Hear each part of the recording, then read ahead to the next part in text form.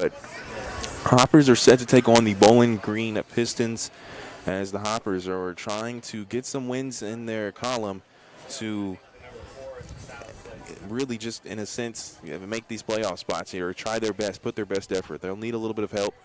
As I was told earlier, and looking at the OVL, I'm not sure the Clarksville Whirlybirds and Paducah Chiefs will be playing. Listening as far as the broadcast yesterday for the Chiefs and the Hoppers on the other radio side, it was informed that there wouldn't be a game being played tonight between the Chiefs and the Whirlybirds. So we shall see if that ends up coming out. But as right now, I don't believe that they'll be playing, which not sure how that the OVL is going to treat that, as far as will it be a lost target to the Whirlybirds? Because if they lose and the Hoppers were to win tonight, that would tie them up. But I'm not exactly sure how it'll work. We'll have to wait for the OVL and see what they decide. But the Hoppers, not necessarily worrying about a Clarksville Whirlybirds loss tonight. They're worrying about a Hoppers win, and that's what they're going to try to do, is take care of business against a depleted Bowling Green Pistons roster. This is a roster that they've lost bodies, and they don't have many players. They have about 2 subs in their lineups, and they won't have a full dugout either. When they're out in the field, you won't see many in the dugout. So the Hoppers will try to use their amount of bodies, especially when you talk about pitching. I think that'll be a benefit. But a little bit of a spoiler alert, it looks like Brady Ginnivan is going to be starting, and he has been a player that has went the distance many times. It's not a full game, but has still pitched multiple innings.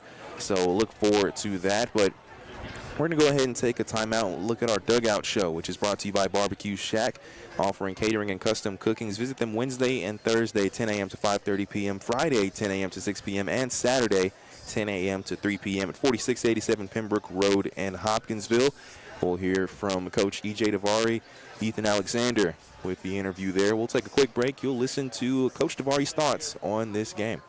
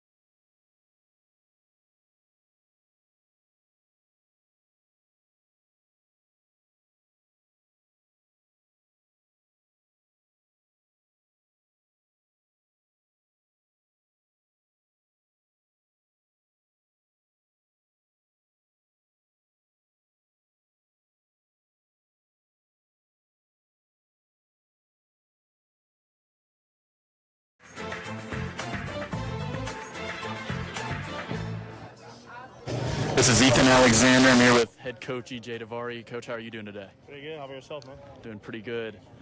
You're currently 1 game behind the Clarksville Whirlybirds for that final spot in the playoffs. How important is it tonight to show some urgency and catch up with that team? It's going to be a pretty big game. Everybody's aware of the situation we're in.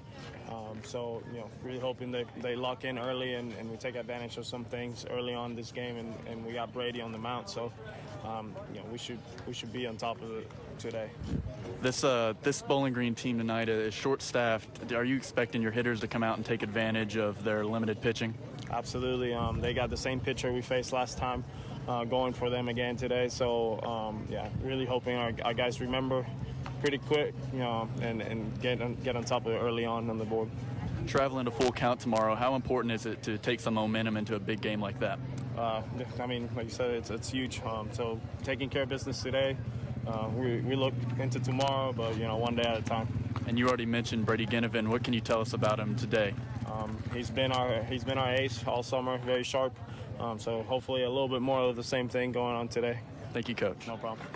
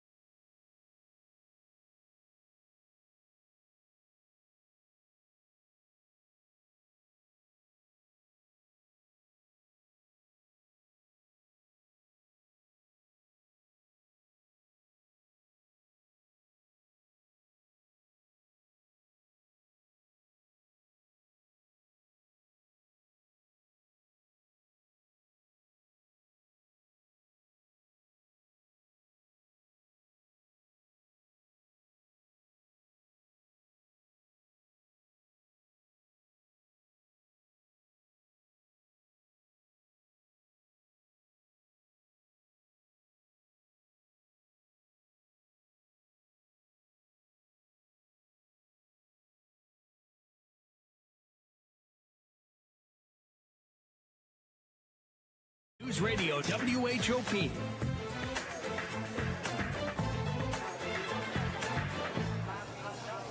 Welcome back. The Hoptown Hoppers are set to take on the Bowling Green Pistons here inside Colonel Field. And as I mentioned, it seems that the clouds are looking a bit dark. There was some slight chance of rain. I believe it was about 50-50. I think it actually went down to 40, but we are actually go ahead and take a timeout and look at that game time weather brought to you by Charlie Henderson State Farm. Here's your WHOP Weather Center forecast. Chance for scattered thunderstorms tonight, otherwise cloudy. Lows level off around 71. South winds 5 to 10 miles an hour. Overcast tomorrow. Scattered thunderstorms likely. High of 83. Partly cloudy tomorrow night, 68. Low 90s Sunday and Monday with a chance for scattered thunderstorms Monday. That's the forecast from the WHOP Weather Center. I'm meteorologist Megan Mulford. Currently, it's 87 degrees. Thank you, Megan, for our weather forecast.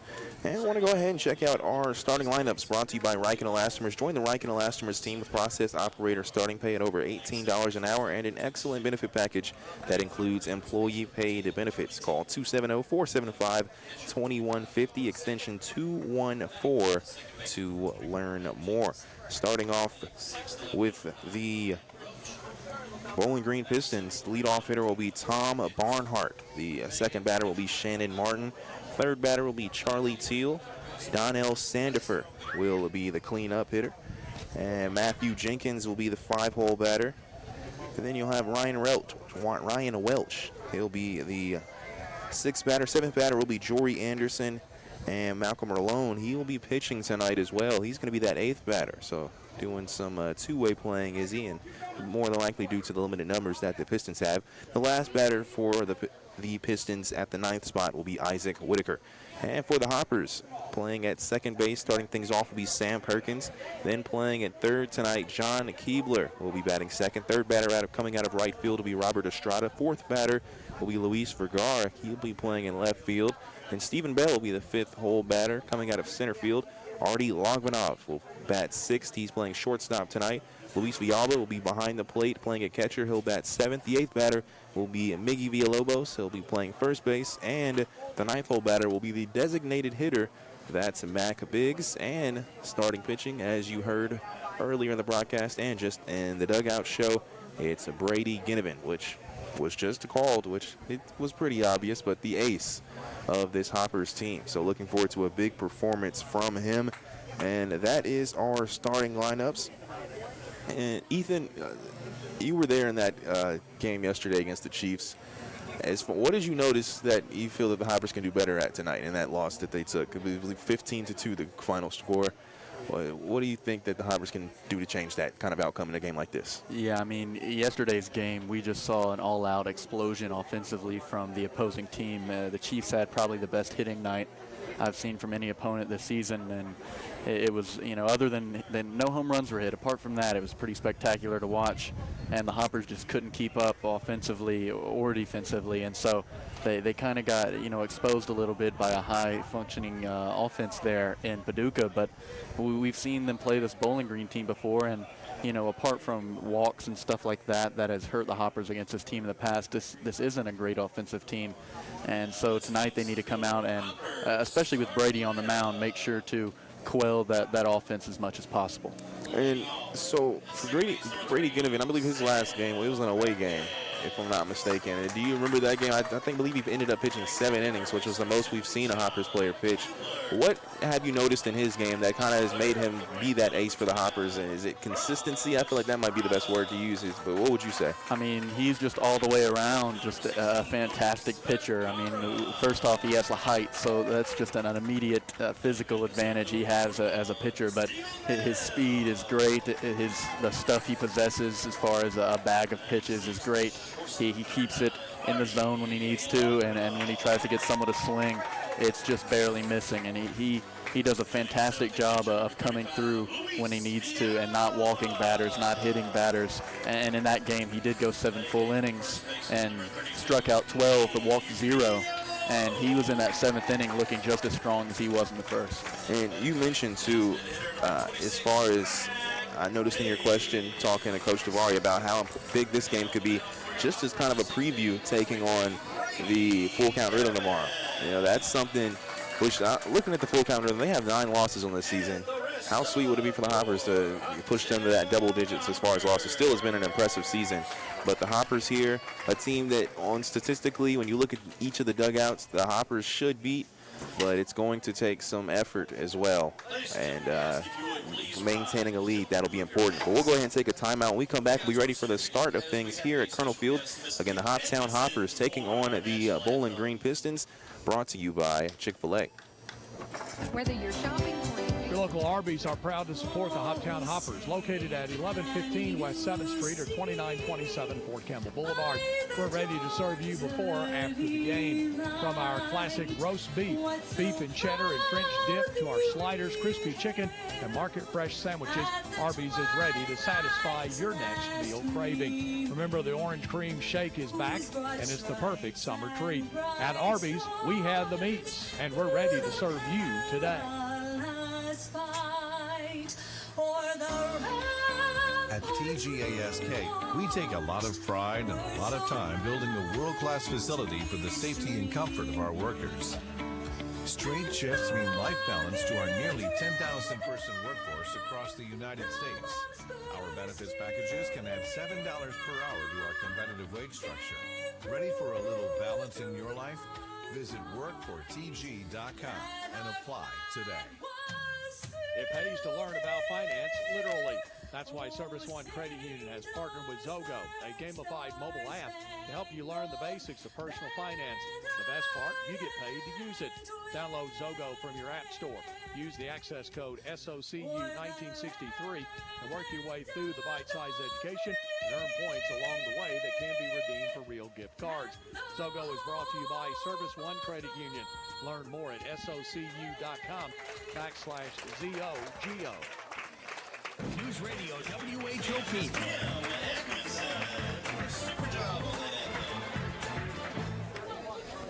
And welcome back here as we are set to see our first pitch as Lila Lancaster, the granddaughter of Jimmy Lancaster, owner of Bikes and More, which is the sponsor for tonight's ball game.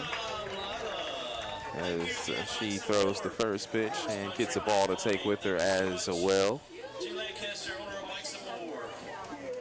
And we are just a few moments away from the start here. I'm not sure if I felt a sprinkle. It might just be my brain playing with me here, but it is starting to get a little bit darker here. Doesn't seem like anyone has any umbrellas out, so we're playing ball regardless. As Ginnivan warming up, first thing I noticed is that teal glove he's rocking. Definitely a cool, interesting feat, cool pop of color. There's the Hoppers. I can go ahead and mention that. They're wearing their red pinstripe uniforms with the black lettering. And the Bowling Green Pistons are wearing their red uniforms with black lettering. And gray pants for the Pistons. And white pants for the Hoppers. As the opening pitch is brought to you by Rapid RX Pharmacy, located on Fort Campbell Boulevard in Hopkinsville. Looking for a new pharmacy? Let the friendly staff at Rapid RX Pharmacy help you.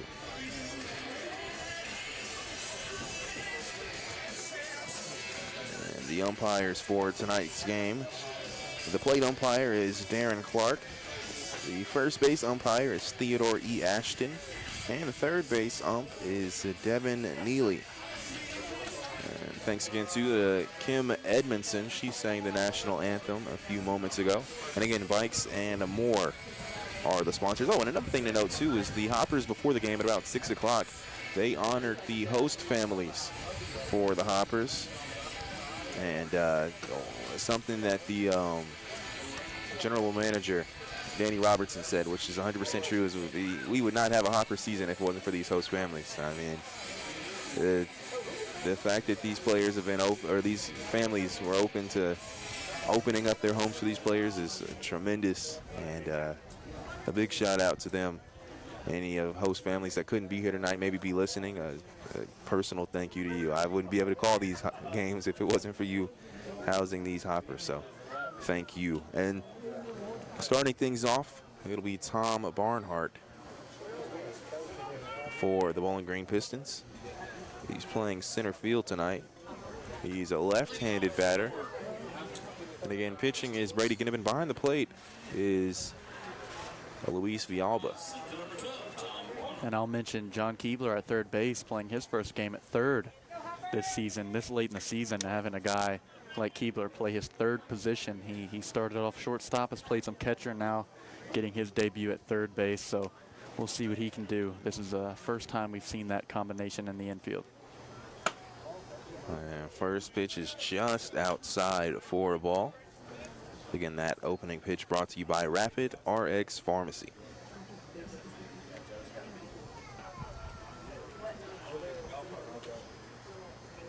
One oh the count. That first is a shot towards right field. That will go past Stephen Bell at center field, and that will be a double there from Tom Barnhart. He smacked that ball towards right center field.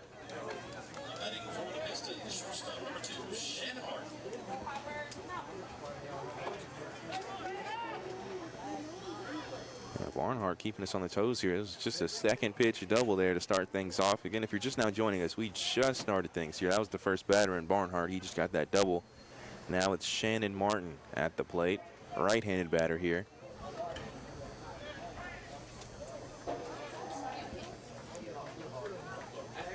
First pitch, check swing, doesn't matter there as it's a strike. Yeah, and I was told before this game, not only are this Pistons team short-staffed, in fact, they only have 10 players here tonight. So that's 9 players playing, and then one relieving pitcher able to play. And you mentioned it, their starting pitcher will also be hitting. As that is called ball there, which will definitely be interesting to see. As looking at the stats, I see nothing on their starting pitcher. So I believe this will be his first game batting all season. Or no, actually, he has had a couple of at-bats. Not as many as most people would. I just spotted him on my roster. He has played a couple of games. So this is actually nothing new to the pitcher, Malcolm Malone. He does have a 136 average, though, so it is one of the lowest on the teams. But he has stepped to the plate. He has 3 hits on the year, so it'll be interesting to see him go at the plate, especially against a tough pitcher in Brady Ginnivan. 2 balls, 1 strike here with the runner at second. That throw is outside, so now 3 balls and 1 strike.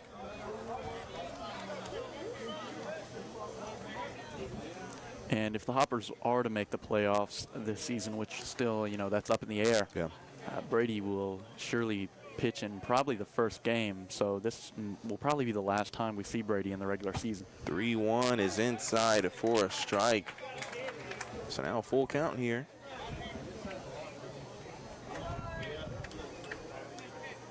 And it will be interesting, too, to see, pending that the Hoppers would make the playoffs, who their other starting pitchers would be. Because I feel like, you look at Brady Ginnivan, he's kind of sealed his spot as the ace and one of the main pitchers. But everyone else, it seems like it's kind of a tight race, as that is a swing and a miss there. And Shannon Martin strikes down, and that's the first one of the game for Brady Ginnivan. And you're right, and you look at it, and earlier in the season, someone like Paradis probably would have gotten one of those starts. Yeah. But he has come out and struggled in his last 2 starts and had to leave early. I'll tell you, someone who would be a sneaky starter is Miles Green, who has been pitching very, very well as of recently and pitched an excellent starting game against Muhlenberg the other night. So 1 out here.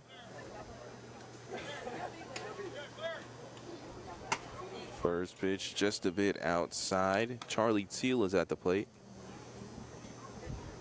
1 ball and no strike, 1 out.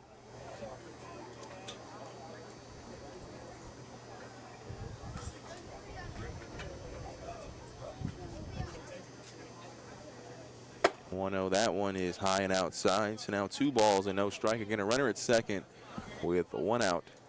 And we just started things here in the top of the first inning. Charlie Teal at bat.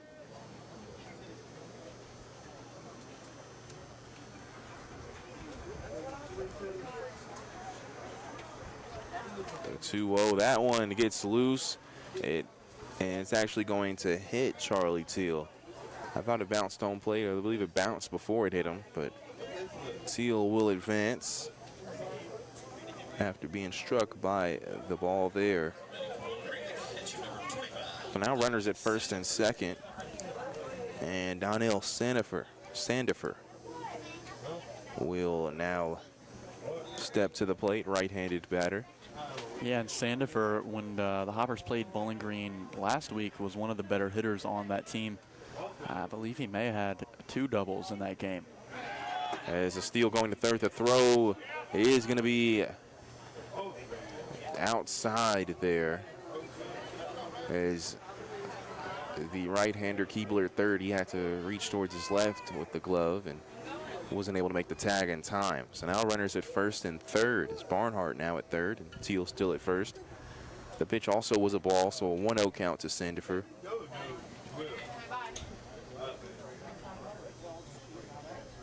And Kenovan, a right-handed pitcher. That ball is high. So now 2 balls and no strikes.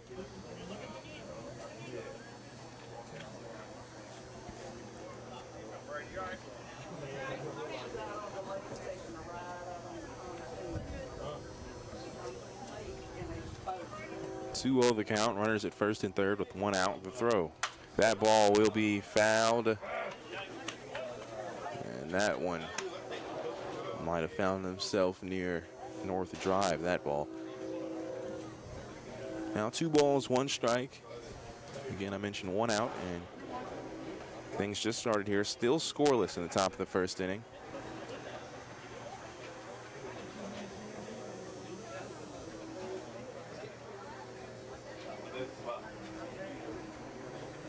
The 2-1, that ball right down the middle for a strike.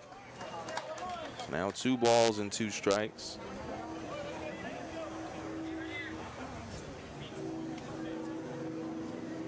Two balls, 2 strikes, 1 out here. Runners at first and third.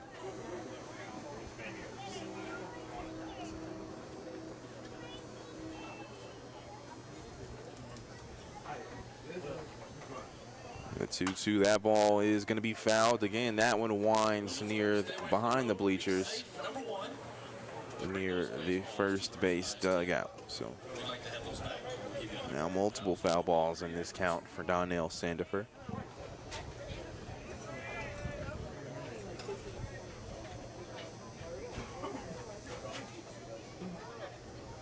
As that ball will be tipped, but it's in the glove of Luis Villalba, so a strikeout there.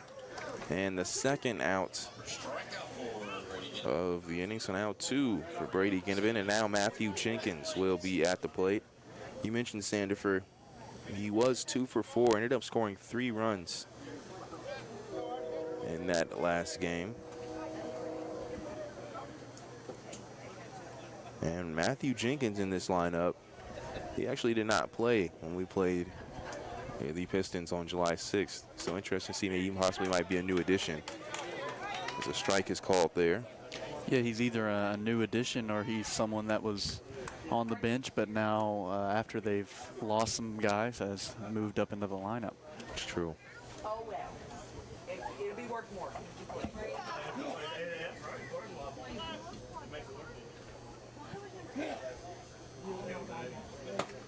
As that is a strike, and yeah, Matthew Jenkinson actually, it's Jenkinson is what I'm seeing here. Jenkins is what I had wrote down, but Jenkinson, he has 52 at-bats on the season, so he has been a part of this team.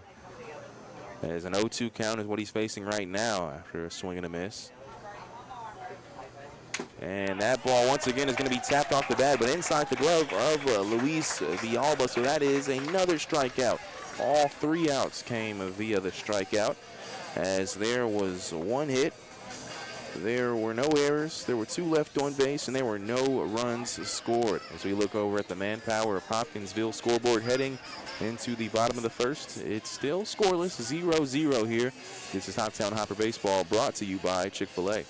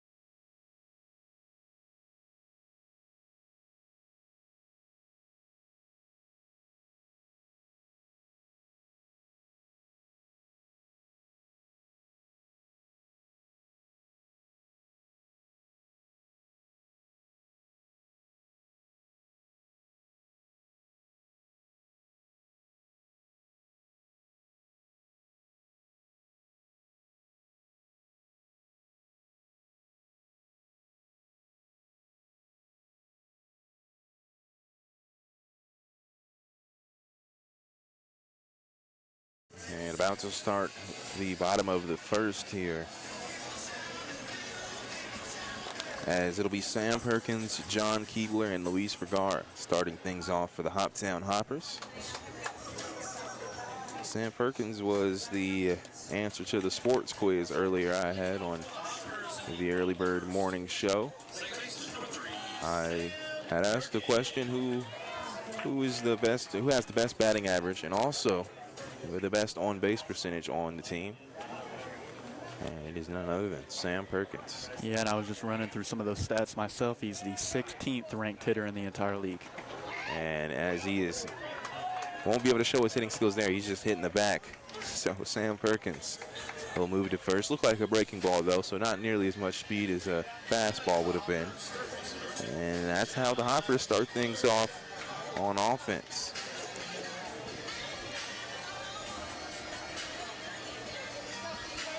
Now John Keebler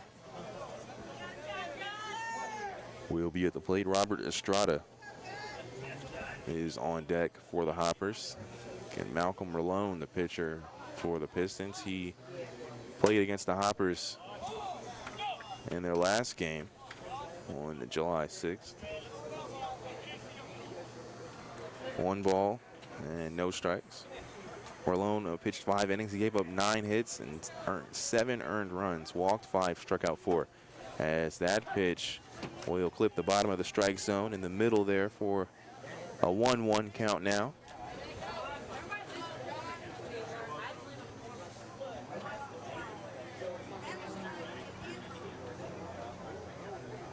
Breaking ball there, and that one lands in the bottom of the strike zone as well. That one came across the plate with a slow speed.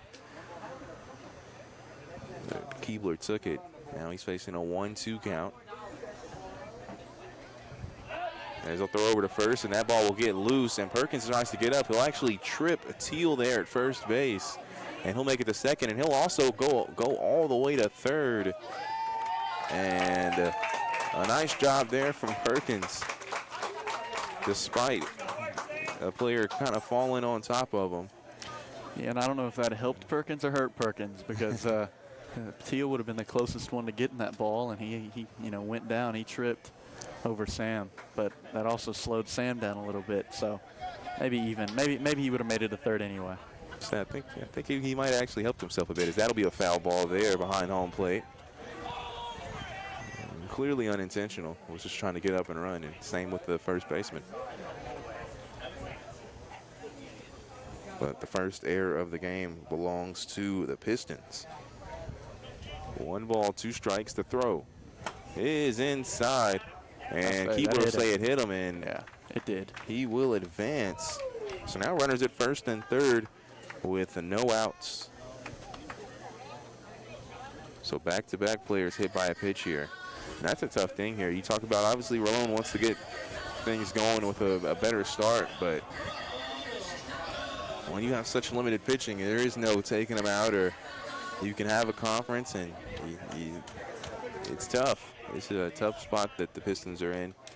Yeah, that and the fact they, from what I've been told, only have 3 starting pitchers remaining on their roster. So these guys go from having 5 to 6 day breaks to having 3 day breaks. So maybe a little exhausted as well. As that pitch is high. Which is another thing, too, to think about, too, is you mentioned that speed may be a factor. We're seeing a lot of breaking balls already from Malone. He probably doesn't want to throw too many fastballs and risk damaging his arm, as that'll be another breaking ball. Looked good there, but 2 inside, so a ball is called. Again, Robert Estrada is at the plate. 2 balls and no strikes. Runners at first and third. That throw will be a strike there. Hits that upper outside corner for strike. So now 2 balls and 1 strike to Estrada.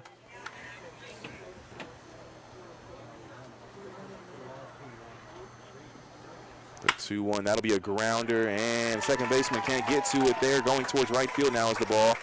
And Estrada gets a base hit. Moving to second will be Keebler, and Sam Perkins will score. So an RBI there from Estrada. And the Hoppers get their first hit of the game and their first hit as well. Now Luis Vergara will come to the plate with runners at first and second. A double machine is what a nickname you could call Vergara. He leads this team in doubles. He's also second on the team in on base percentage after Perkins by not quite a large margin either, so very good at the plate. As that'll be a line drive over to first. He'll throw to second, and that will be a force out there. As I believe Keeler thought that ball was going way over the head of the first baseman. So a double play there.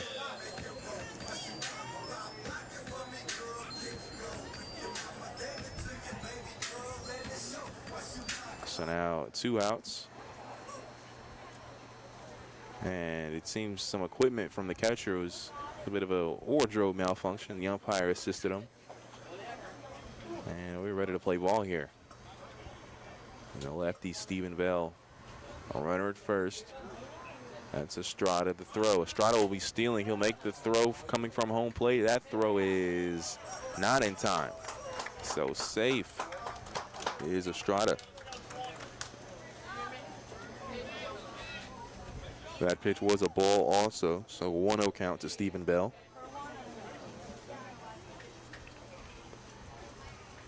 So 1 ball, no strikes, 2 outs, a 1-0 ball game. The Hoppers now lead the Pistons. That's a pitch outside.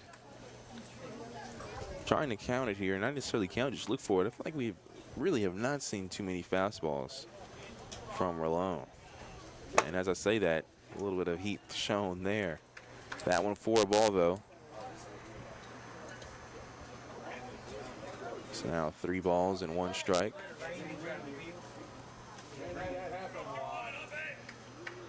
Again, 2 outs here. The 3-0. Throw is made, and that one is too high and outside as well. So walking will be Stephen Bell. And now runners at a first and second. And Artie Logbanov will come to the plate.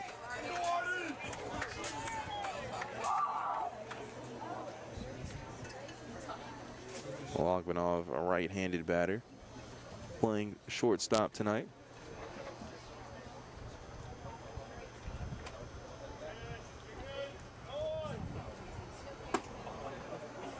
Breaking ball there, called strike.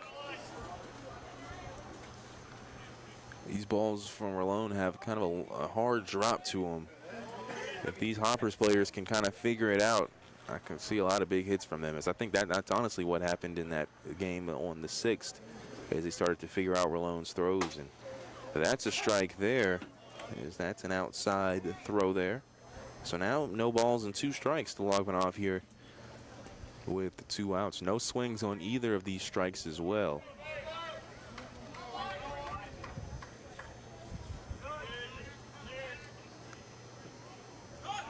The 0-2 as both players were stealing from first to second, second to third, and it's a foul ball, so they'll come back. Again, Estrada's at second, Bell is at first.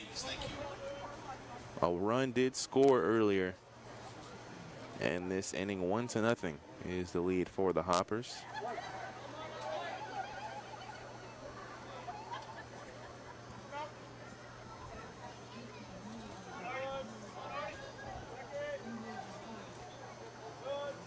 The 0-2 dancing a bit near second as Estrada. The throw was made. That'll be a grounder, but it's foul going down the third baseline.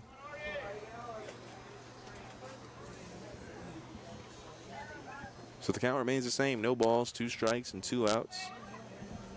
And 1-0, the Hoppers lead.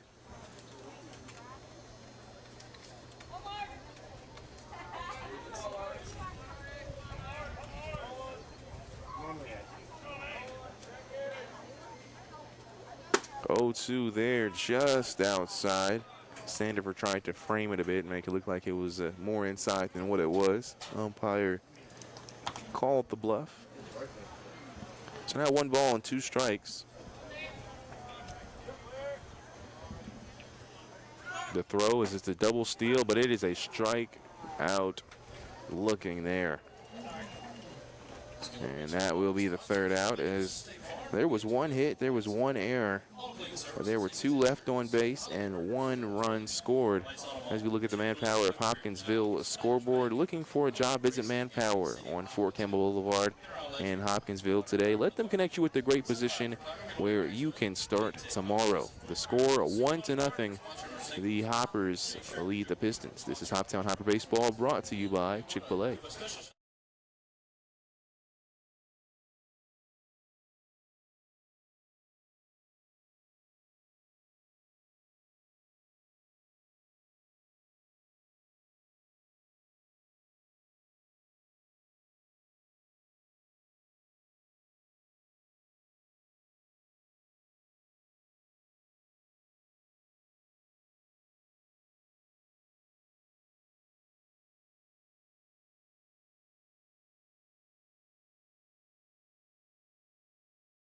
This is News Radio WHOP Hopkinsville and WHOP HD3 Hopkinsville. News Radio WHOP.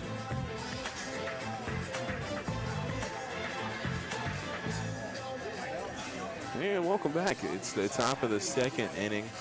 The Hoppers lead 1-0 against the Bowling Green Pistons. And starting things off here to bat for the Pistons, it'll be Ryan Welch, the left fielder. The Hoppers were able to score the run as 6 batters faced the plate in the bottom of the first, and just 1 hit in that lineup as well. There were 2 players that were hit by a pitch and also a walk. That helped them get players on the base. Now Ryan Welch, a left-handed batter, steps to the plate. And again, Brady Ginnivan is throwing for the Hoppers. The throw here is swung on and missed. Had a check swing motion to it, but definitely crossed the plate. It was in the strike zone anyways. So an 0-1 count here to start things from Ginnivan going towards Welch. That throw is a strike as well. Umpire kind of took his time there, kind of scared me a bit. But another throw just a bit outside in the middle. Yeah, it always cracks me up when these umpires like look off like they're not going to call it, and then they call it like it's like a no-look pass in basketball or something. And another one there. And he won't do it. I thought he was going to do it again. Kind of took his time there, but a ball is called there. And if it had been just a bit more inside, it would have 100% been a strike.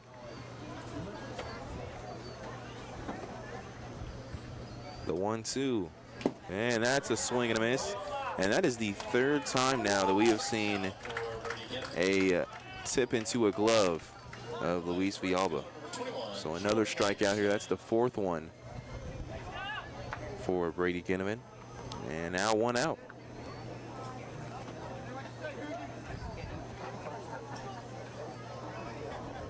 Yeah, Ginnivan's pitches just have a ton of downward movement on him. You know, or he's already coming from above. He's putting those down. Inside pitch there is a strike. Jory Anderson's at the plate. Anderson looks over at the umpire, kind of asking where he thought that pitch was. The 0-1 breaking ball. That ball is a strike as well. And Ginnivan's not playing any games here to start this top of the second.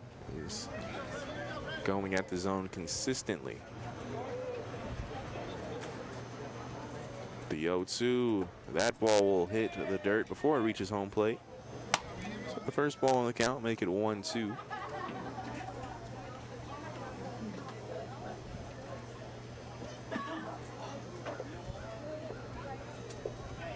And 1 out here, 1-0 the score as the Hoppers lead the Pistons. Pistons currently batting. The throw is swung on and missed.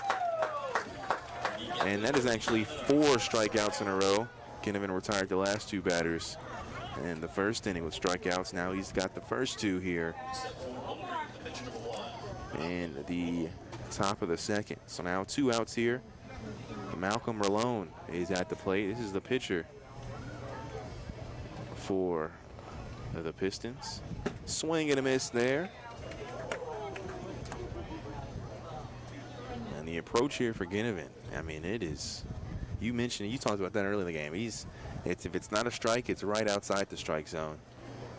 And he is daring these Pistons to swing, and they're trying. That's another swing and a miss. Yeah, and he knows that this guy right now is a pitcher, and he's not going to fool around. These are going to be hard to hit fastballs in the zone or off speeds in the zone. He's not going to try to get him to swing. He knows he's going to be able to beat him. Malone is choked up on the bat as well. And another swing and a miss. 3 up, 3 down, all via strikeouts. Make that 6 in just the first 2 innings. Every single out we've seen against the Pistons has come from a strikeout from Brady Ginnivan. There were no hits, there were no errors, there were none left on base, and no runs scored as we head to the bottom of the 2nd inning. Looking at the Manpower of Hopkinsville scoreboard, 1-0. The Hoppers lead. The Pistons will be back for bottom of the 2nd action, where we will see Luis Villalba, Miggy Villalobos, and Mac Biggs get things going for the Hoppers. This is Hoptown Hopper Baseball, brought to you by Chick-fil-A.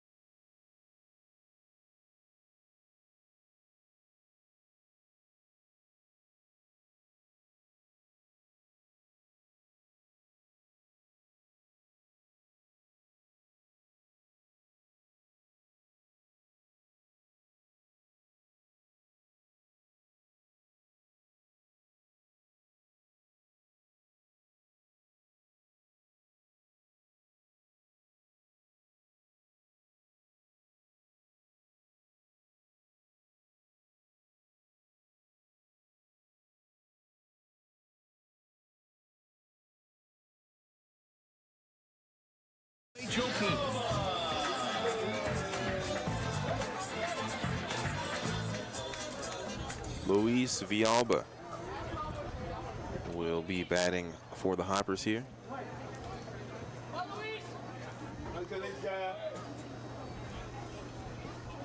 The first pitch, that ball will drop low for a ball. Malcolm Rolone is throwing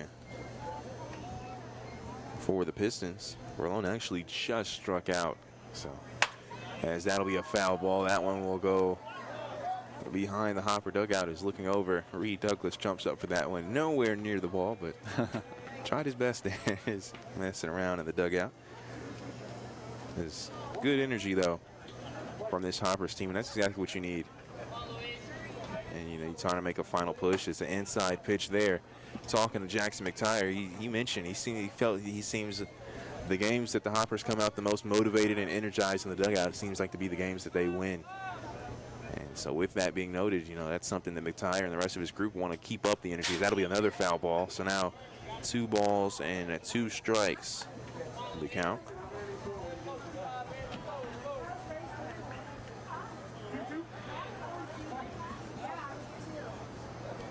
2-2 is the first batter here in the inning, Luis Villalba. That's another foul ball behind home plate.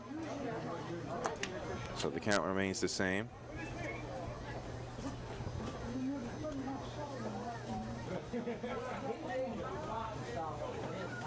Villalba, another batter that likes to choke way up on it, on the bat, and that could be a reason why he's fouling so many off here. Breaking ball there. That one will be hit towards short right field, and the second baseman will actually get that one as he steps in the grass. So an out there. Let me run through this for you. So Sam Perkins comes up to bat first inning. We're talking about how his on-base percentage, how good of a hitter he is. Immediately he gets hit by a pitch. And then Luis Vergara comes up talking about how good of a hitter he is. Immediately hits a line out to the second baseman, which turns into a double play. And then as soon as I mentioned the fouls there from Luis Villalba, he hits it into the field and it's caught. The Jinx are working now. I wondered if I mentioned, well, I guess there's no runners on base. I wonder if I mentioned Miggy Villalobos, the only player to hit a grand slam this year. And maybe we'll see a nice shot from him As the wind's picking up here at Colonel Field. Looking over at the U.S. flag, it is waving. Maybe more of a shaking. They're describing it accurately. As that'll be a low pitch swung on, chopped near home plate from Villalobos. Probably didn't need to swing at that one, but he kept the ball in play. So now 1 ball and 2 strikes. Again, 1 out. Time is called by the umpire. I believe they were waiting for the assistant coach to step away as he went and picked up a foul ball. So 1 ball, 2 strikes. The throw here is swung on and missed. So Villalobos will strike out. And now Mac Biggs will come to the lineup. As we mentioned, Villalobos with the home run. Biggs was known for a home run that he had in a home loss, but it was the highlight of the night. It was a moonshot towards the left field. I won't forget that home run. That one was probably one of the deepest one we've seen. But then again, we did have a home run from Dom Oliverio the other night. I did see that, as that's a swing and a miss. Yeah, he hit one in that Muhlenberg game. Sadly, that was the game where the live stream was down, so folks weren't able to see it. But that's the second time the Hoppers have hit a home run in that Muhlenberg field. Carter Hood did it earlier this season. As that'll be a high pitch there. So now 1 ball, 1 strike. Now, if you could describe it to us, what was the home run? I believe it was towards center field, wasn't it? Or yeah, from where I was sitting, it was more towards the left, because from where I was sitting, I had a hard time seeing it. But it was definitely one that he knew was a home run immediately, because he flipped the bat. Oh, I'm a little disappointed I missed the bat flip there. That'll be a foul ball. And that one hits the bricks, or the backstop near the dugout of the Pistons. Always love a good bat flip, specifically when they're walk-offs. Like, those are always the best ones. But 1 ball and 2 strikes with 2 outs here. Mac Biggs again at the lineup. The throw. That ball hits the dirt, but Biggs will swing on it. He'll throw a run over to first, and the throw is made, and he is out. Another tough swing there as that ball hit the dirt. But Biggs will strike out. And we will head to the top of the 3rd inning, as there was a 3 up, 3 down there. So no hits, no errors, none left on base, and no runs scored. As we look over to the Manpower of Hopkinsville scoreboard, a 1-0. The Hoppers lead the Pistons. Again, 3rd inning action coming soon, all brought to you by Chick-fil-A.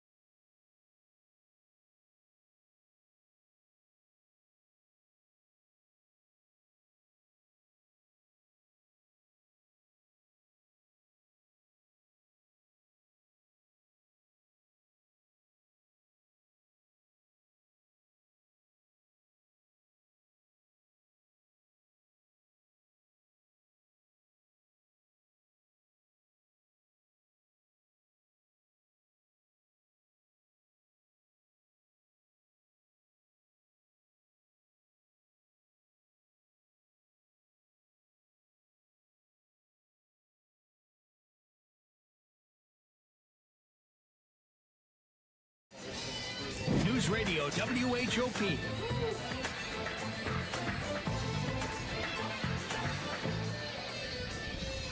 Welcome back.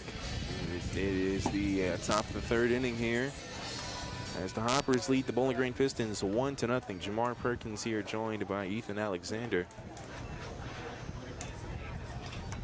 As the Hoppers here getting ready for a weekend of baseball, or in the middle, or starting a weekend of baseball, did you say? Game tonight, and pending the weather, it's not looking too pretty tomorrow, but a game against the Full Count Rhythm on Saturday, and then Sunday, the Fulton Railroaders, I believe. Is that pitch there?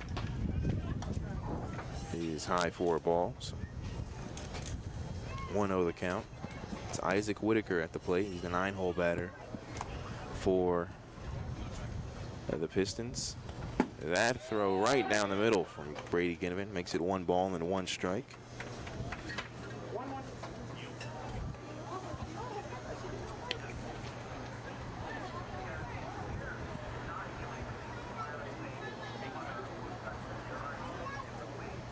Pitch there, check swing, and they say you went. So 1 ball and 2 strikes. Yeah, but it'll be the Fulton Railroaders. And wow, only 4 more home games left, Ethan.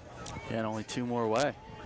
And one of those away games in Clarksville next Tuesday is about as close as you can get to being a home game that's not at Colonel Field. So really the only distance away game they have left is tomorrow. Yeah. 1 ball, 2 strikes, and that pitch will be inside. And the way it is now with the schedule is if the weather didn't permit for a game to happen, there's a good chance I believe that that game just won't be played. And you look at win percentage, the Hoppers want to get some wins on the board, as that might be a breaking bad, and that will be a pop fly to Villalobos. That is intact, but it might have a nice solid chip on it. Yeah, and that's the first out of this game for the Hoppers that doesn't come from a strikeout. The first 6 outs in this game were via strikeout, and the 7th there. The first non-strikeout out was actually pretty close to it. It was a 1-2 count there for a moment. So pop fly there to Villalobos at first is the first out. Now back at the top lineup, it's Tom Barnhart. Barnhart, the one blemish you could say as far as that'll be a foul ball. And that one goes way in the field. Deserves a race for that one. And it looks pretty close. As a kid in the red cap wins that one. No balls, 1 strike here to Barnhart. And that is a super inside pitch there. Almost hit Barnhart, but it didn't. So 1 ball, 1 strike here. 1 out. Barnhart, the only player that has had a hit. The only player to bat now twice. He was a leadoff batter. That breaking ball just a bit too high there. So 2 balls and 1 strike now the count.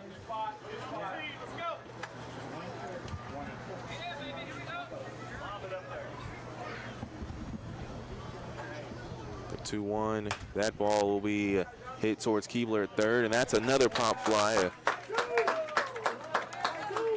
As that one had a bit of distance on it. But lob straight into the glove of Keebler. So back-to-back outs coming from pop flies. First to first base, the next one to third. So now 2 outs here. And Shannon Martin is at the plate.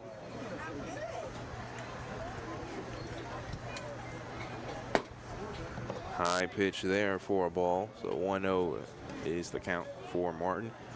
Martin was the first to strike out in this game. The first of 6.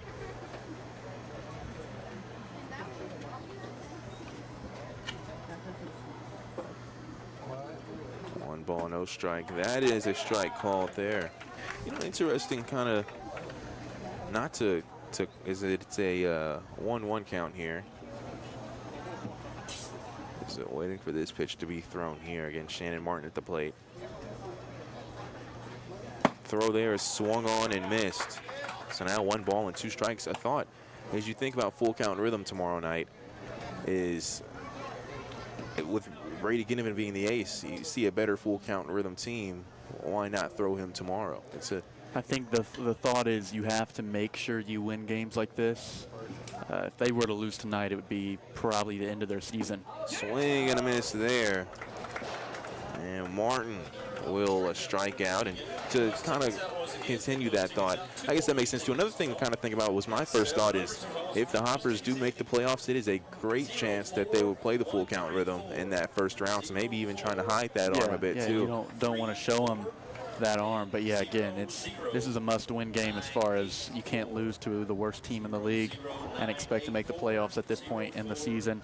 I would say the only loss they have accounted for in this final 6 games that they can lose and they have kind of that accounted for is probably tomorrow. So I'm not going to say they're okay with losing tomorrow, but that's probably the most expected one. And then again, of course, hoping for some early birds losses as well. But 1-0 is the score, as that was another 3-up, 3-down scenario. So make it 6-up, 6-down in the last 2 innings with Brady Ginnivan pitching, as there were no hits, there were no errors, there were none left on base, and no runs scored. As we look over at the manpower of Hopkinsville scoreboard, 1-0 is the score. We'll take a quick 30-second timeout, have more action coming back, brought to you by Chick-fil-A.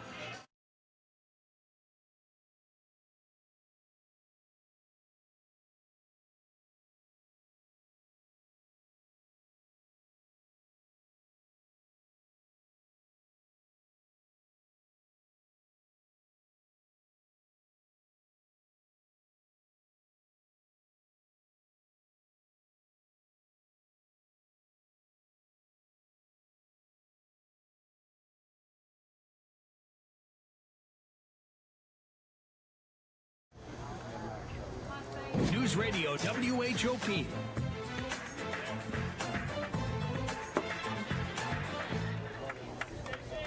And another kind of low inside ball was just swung on by Sam Perkins, which is weird to kind of see him go for a swing at a ball. But second throw there is inside. Perkins lets that one go. So now 1 ball and 1 strike.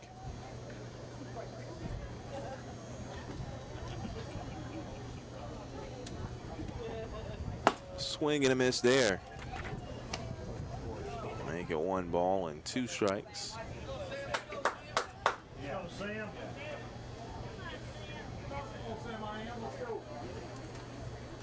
1-2 there was close, but just a bit outside. So 2 balls and 2 strikes. Something I've noticed about Perkins as far as hitting concerned, how close he keeps his arms to his chest.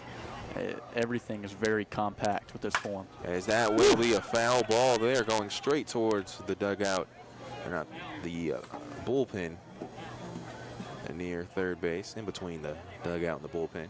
So now 2 balls and 2 strikes. The count remains the same after the foul ball. And the reaction says enough of how that hit was. It was a laser foul, as that ball looks like a pop fly. And I believe the second baseman is calling that one, and he'll make the grab. That's Jenkinson there. So yeah, I don't know if you were watching the stream last night or not, but late in that game, Carter Hood hit a ball, highest I've ever seen a ball get hit. I mean, it was, I had to lean all the way out of my window to be able to see it, and they couldn't get, they dropped it. He was able to go to first, but it was about 3 or 4 of them converged, and none of them were able to get it. It was so high in the air. As that ball will bounce in front of home plate for a ball. John Keebler's at the plate. He was hit by a pitch in his last at bat. Perkins was as well, previous batter. On deck is Robert Estrada. That ball will be hit towards the left field, near the right side of left field. It's picked up, and that's just a base hit there. I'd say just a base hit, a big base hit there from John Keebler to get on base.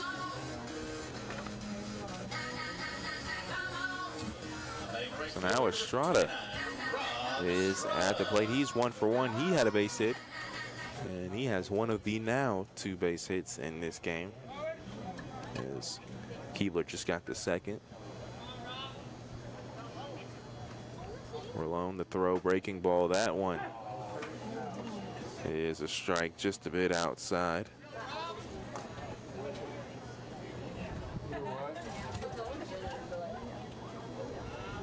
So 0-1 the count with 1 out. Second throw, that is another breaking ball, but that one is low and outside, so a ball there.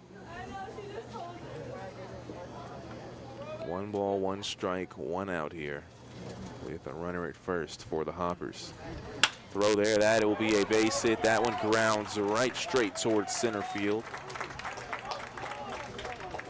And back-to-back base hits for Estrada, and back-to-back base hits here in the inning. As Estrada now at first, and at second is Keebler. Luis Vergara will come to the plate. He had a line drive to the first baseman, and at Teal, which that was a shot that not many people probably expected Teal to get to, as that was also a play where we saw John Keebler get tagged out, or really forced out at second. The throw, breaking ball, that one will land. And you remember a conversation that we had with Robert Estrada after he came up in the game, and he kind of predicted a breaking ball and ended up getting a home run. That kind of reminds me of this situation here. Rollon's thrown a couple of first pitch breaking balls. So it'd be interesting to see if one of these Hopper players picks up one-on-ones. That'll be a left field shot, and that ball is going to be caught near deep left center, and Keebler will tag up going to third, and going to second, sliding is safe, Estrada. And so Estrada will go to second after the tag up, and going to third will be John Keebler.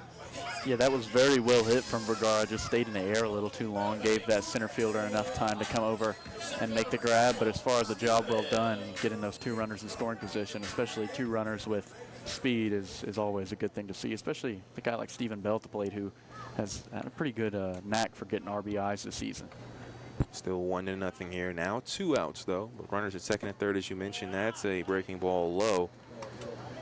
I thought, what kind of timing would that be if Luis Vergara would have hit that home run, as I was mentioning? It was, I believe, a breaking ball that was thrown on that hit, or that fly out. 1 ball, no strikes. That's another outside pitch. So now 2 balls and no strikes.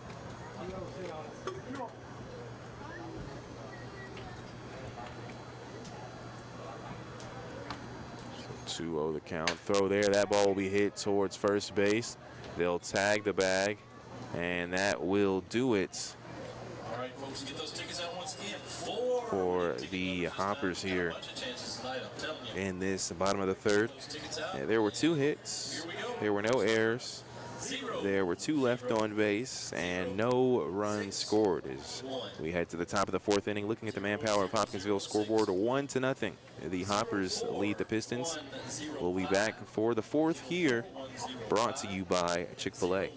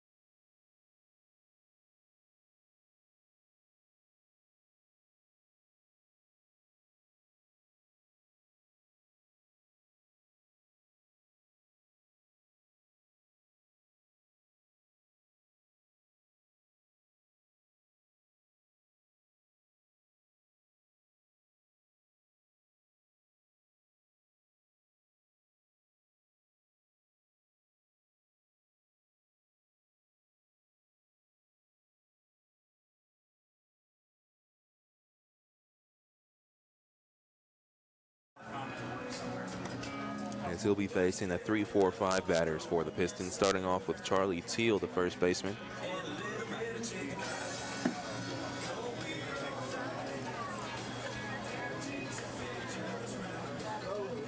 And behind the plate is Luis Villalba for the Hoppers.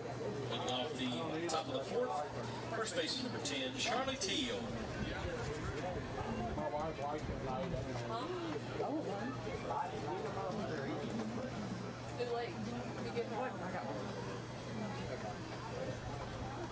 So 1-0 to score. The first throw is swung on and missed.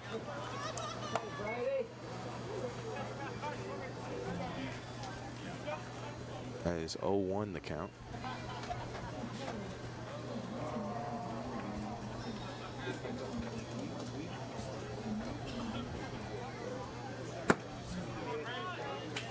And another strike there. Swing and a miss. No balls and 2 strikes. Yeah, and that swing was way ahead of the ball. It's nowhere near it. The batter is struggling to find a read on Ginnivan's pitches right now. The 0-2 count is going to be fouled, and that one will hit off of the dugout as the first base coach wasn't able to grab that one. Hoppers let him hear it a bit. I think he's blaming the dirt in front of him for the bad hop there. The count remains the same. No balls, 2 strikes to Charlie Teal, the left-hand batter. The throw from the righty, Ginnivan, is going to be just outside there. And you know what? Especially at your home field, a pitcher like Ginnivan is gonna probably make the umpires' day. I wouldn't use the word hard, but as close as he gets these balls to whether the ball or strikes, as that ball will be hit towards the left field, trying to track it down is Vergara, and he makes the grab. As close as he gets these balls to the plate, and anytime it's called ball, it's going to look closer. You're going to hear stuff from the fans. So any ball, I think just about almost every ball has been kind of oohed by the Hopper fans. Yeah, very few of these balls thrown have been by far, clear and obvious balls other than the 2 or 3 in the dirt. Yeah. That's about it. As Donnell Sandifer, he struck out in his last at bat. He's at the plate. First pitch. That one is a strike there. So no balls and 1 strike.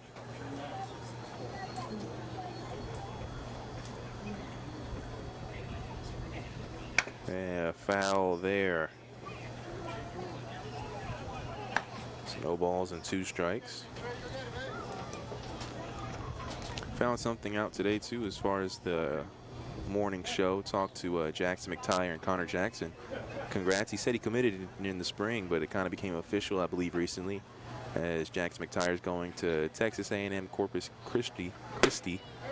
So congrats to him as a ball is thrown there. So 1 ball and 2 strikes. D1, he said it's been a dream of his, and he has achieved it.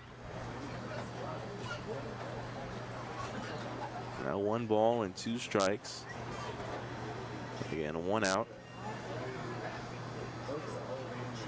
Breaking ball there is inside. So 2 balls and 2 strikes.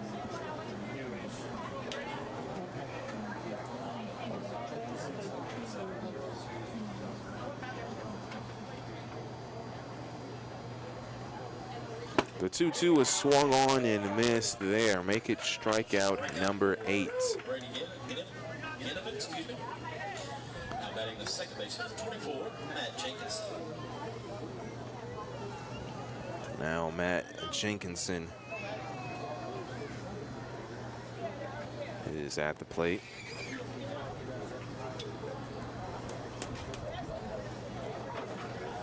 Breaking ball there, a bit near the head of Jenkinson. He moves out of the way.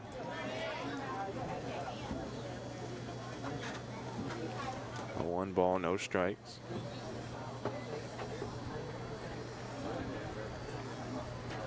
Swing and a miss there. 1 ball, 1 strike as the first base coach for the Pistons tells Jenkinson to swing earlier. These fastballs coming from Ginnivan. The 1-1. And another one inside there. Ginnivan's giving these batters some problems tonight. It's 1 ball and 2 strikes here with 2 outs.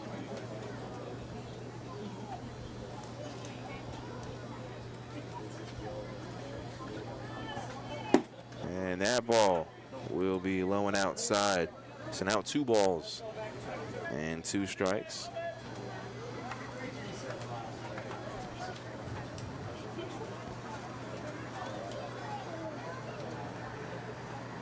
The 2-2 is so 1 gone and a missed. Strikeout number 9. As we, that's a 3 up, 3 down once again. So I don't want to sound repetitive, but make it 9 up, 9 down now, as that is the 3rd straight time that it's been 3 up, 3 down. Again, no hits, no errors, none left on base, and no runs scored as we head to the top of the 5th inning. Or excuse me, the bottom of the 4th. It'll be Artie Logvanov, Luis Villalba, and Miggy Villalobos coming up in the bottom of the 4th. Looking at the manpower of Hopkinsville scoreboard, 1-0, the Hoppers lead. This is Hoptown Hopper Baseball, brought to you by Chick-fil-A.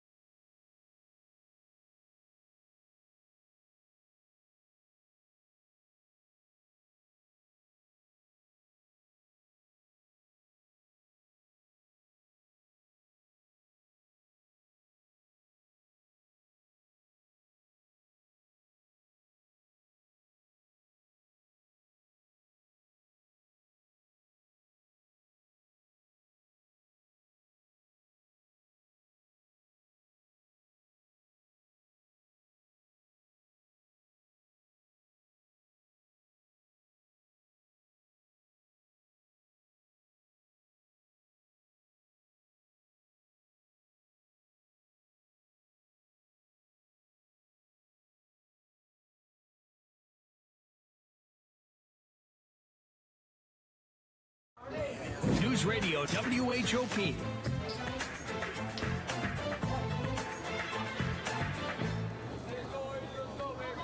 1-0. The score, the Hoppers lead. First pitch to Artie Logvanov for the Hoppers is called strike here at the bottom of the 4th inning. Yeah, we're here in the 4th, and Logvanov fouls one off there. 0-2 count to him now, so that's back-to-back 0-2 counts he's facing in this game. But in the 4th, the Hoppers only nursing a 1-0 lead. They need to start getting some runs on the board. It's, you know, all great to see Ginnivan coming out and shutting down this Pistons team, but they need some insurance. As that will be a foul left of the 3rd baseline.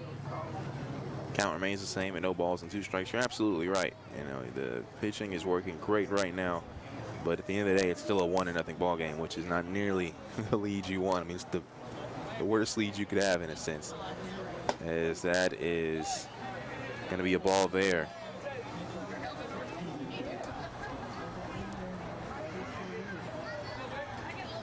One ball and 2 strikes.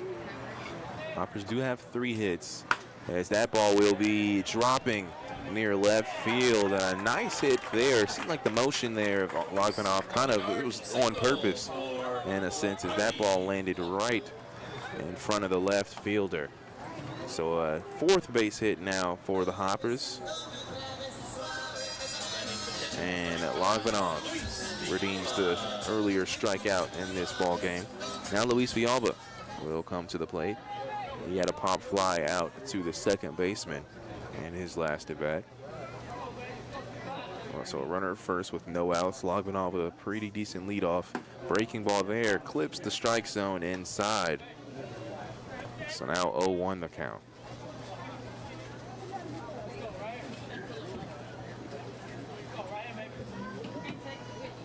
And a runner at first, 1-0 the score, and hit by a pitch there in the back is going to be Luis Villalba. So Villalba will go to first, and advancing to 2nd is Artie Logvanov. Now Mickey Villalobos will come to the plate. Villalobos, the right-handed batter.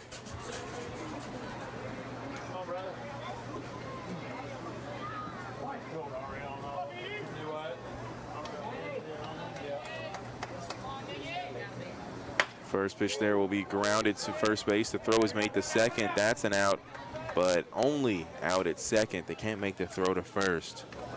So Villalobos will go to first off of a fielder's choice, and advancing to 3rd is Artie Logvanov.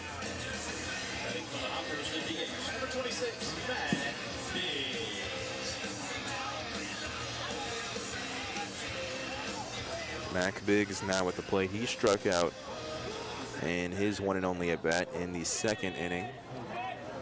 Now faces runners at 1st and 3rd. First pitch, he'll show bunt, and that's a high throw there, so the bunt will actually go behind home plate with some distance, or with some height, should I say. Yeah, shout out to Mac Biggs for doing something he's probably not used to doing there. Power hitter there, yeah. And, you know, sacrifice, you know, a little bit of taking one for the team. It's nice to see. No balls, 1 strike, and Villalobos has found himself in a pickle, so he'll throw over, and Villalobos will slide, and he is safe. And Villalobos with the slide there. First baseman had it. They kind of tried to walk down Villalobos. And you know what? I feel like the best situation there is you would throw over to 2nd to make sure that he can't go any ahead then. We're alone through the first baseman, and then so Villalobos only had 1 way to go, which was an advanced spot. So it works out there for Mickey Villalobos. As that'll be a chopper there, fouled. That one goes towards the fence by the 3rd base dugout. Yeah, and if you're Biggs, you're actually glad to see that, because you don't have to worry about bunting anymore. You can swing how you like to, so no more needing to advance that runner in a scoring position. Now it's time to advance him home. The 0-2, that ball will be hit towards left center. That ball looks like it's gone, and it is a 2-run homer from Mac Biggs. 3-run homer, check that. 3-run homer for Mac Biggs. As you called it, Ethan, he had the opportunity, and I believe I see Luis Fialba. He has the straw hat there. And another homer for Biggs.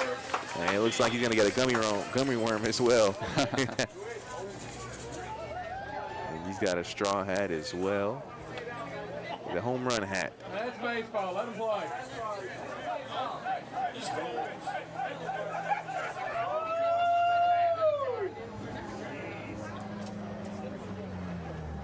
So 4-0 of the score, and it seems like the umpire, I'm not exactly sure if he listed a warning or something for the celebration after the home run. Not exactly sure. But it seems like something was definitely said to the dugout and Coach Davari for the Hoppers. As the first pitch is a swing and a miss. Again, a home run there, a 3-run homer from Mac Biggs. And that's exactly what the doctor ordered for the Hoppers. As we mentioned, the pitching was good, but I wanted to put some runs on the board, and that is exactly what you want to do there. So 4-0 is the score. 0-2 the count now against Sam Perkins. He'll ground one to third. It's fielded. The throw will be made, and that ball bounces, but it lands in the glove of Teal, and that will be the third out. Yeah.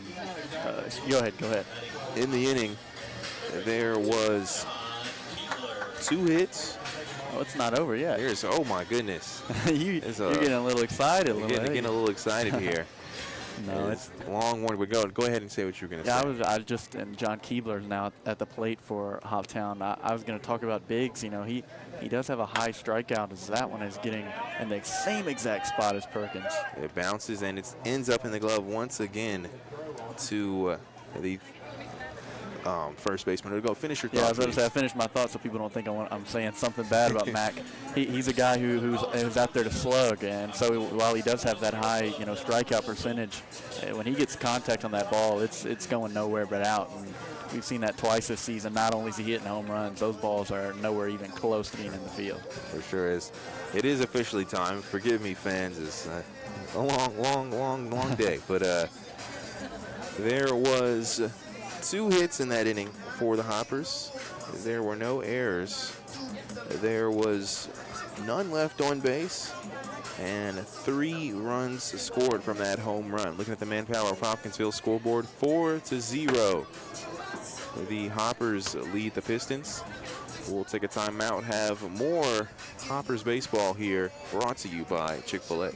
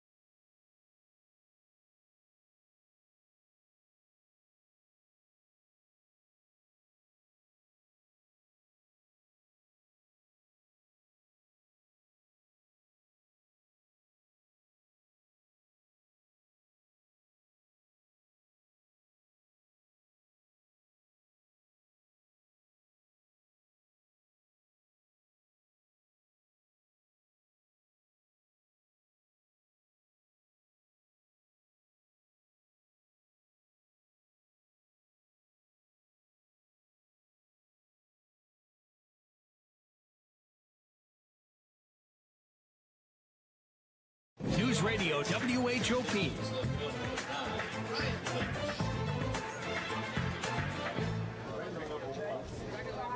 It's a 4-0 ball game here as the Hoppers lead the Pistons. And first pitch from Ginnivan. That ball will be hit towards right center, and struggling to get behind it there. And the throw is made. That was Stephen Bell back there, as he tried to scoop it, kind of running towards the fence, and couldn't make it in time. So going to second there was Ryan Welch. Both of the hits today against Ginnivan have been the exact same spots, and both resulting in doubles. So, I mean, I guess if you're Bowling Green and you're looking at it like that, you should go up to one of those two guys who hit those doubles and ask what they did, because that's the only thing they've been able to get today, but those both have been really solid hits. Yeah, bunt is shown, and they did not take it away there. Did Jory Anderson, so a strike is called.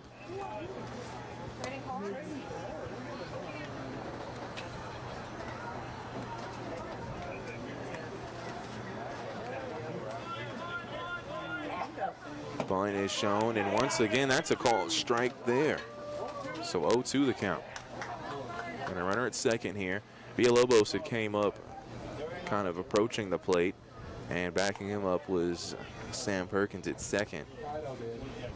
The 0-2 there, that ball is going to be outside.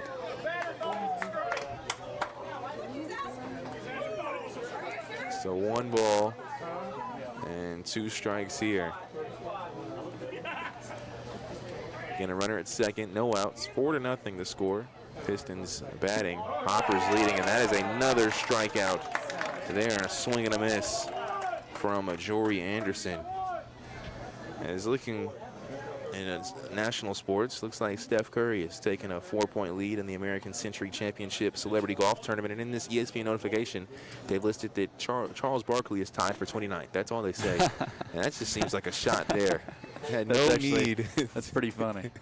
To throw Charles Barkley's stats out there, being tied for 29th, but felt like doing it. So that's all I know. Is first place is Steph Curry, 29th is Barkley. That is a ball called to Malcolm Rolone, the pitcher for the Pistons, up at bat. He struck out in his one and only at bat. So 1-0 count with 1 out and a runner at second. The throw is swung on and missed. Last time we saw Rolone up, three swings and misses for a strikeout. Ginnivan kind of throwing it right down the pipe and testing the opposing pitcher and his hitting abilities. 1-1 the count. And another swing and a miss there. And at second, they tried to throw over. A nice throw there from Villalba, but sliding in time there was Welch. So now 1 ball and 2 strikes. And from the looks of it, Rolone's bat is kind of nowhere near these balls. He's just letting it rip and hoping for the best. 1 ball, 2 strikes. The throw from Ginnivan is going to be a bit high. So now 2 balls and 2 strikes.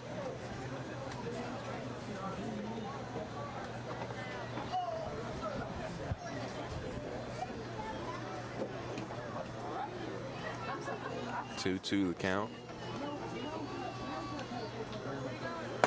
And that is another high one. So a full count, just a bit too high there from Ginnivan. That makes it a full count.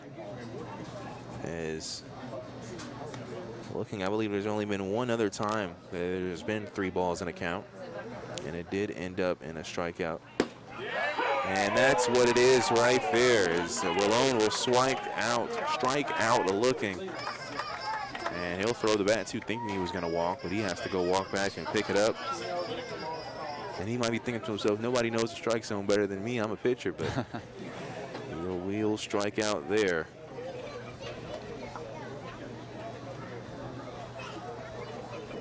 And so now back-to-back strikeouts. Up to bat now is Isaac Whitaker.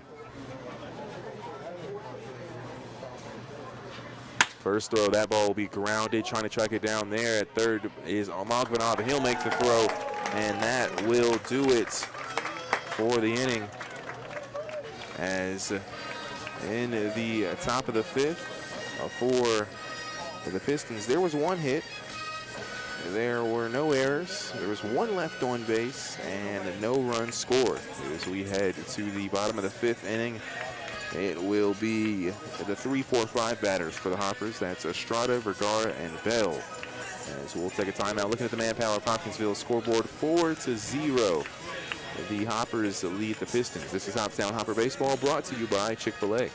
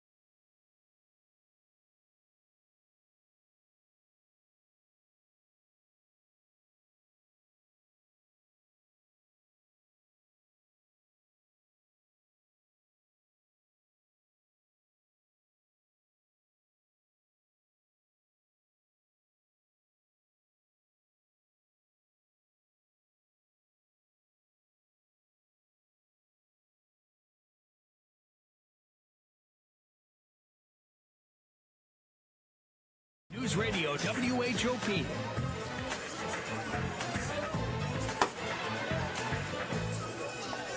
And welcome back here to Colonel Field as the Hoppers are taking on the Bowling Green Pistons. It's the bottom of the 5th inning. 4-0 is the score. And David White will be pitching now for the Pistons. And I was literally just about to say, as far as Rolone, I wonder how that is as far as being at the plate, seeing certain strikes get called, how much that can help you as a pitcher to kind of see both sides of it and seeing a home plate umpire. But we won't necessarily see. Well, I guess Rolone did have one appearance at the plate or before the last strikeout that he had. But he struck out, and he will not be pitching anymore in this game as David White has come in, and the first pitch is a ball to Robert Estrada. Second pitch is a bit low and inside. So 2 balls and no strikes. And an inside strike there is thrown. So 2 balls and 1 strike now.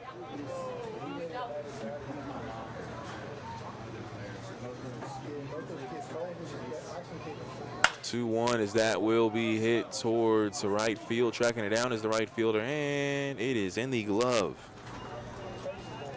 Fly ball out to right field.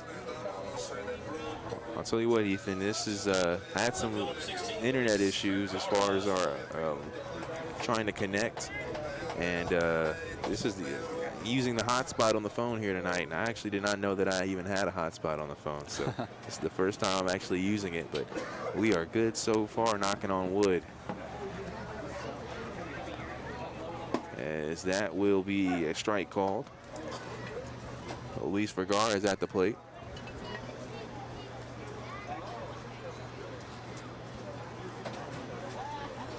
The 0-1, that ball is a bit outside. So now 1 ball and 1 strike.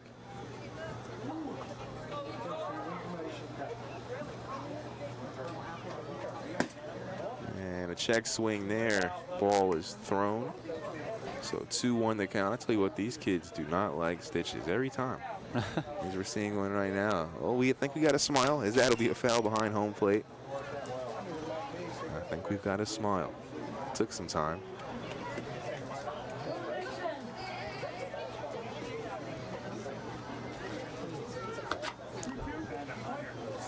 Two balls and 2 strikes. As that'll be a strikeout looking there. So now 2 outs.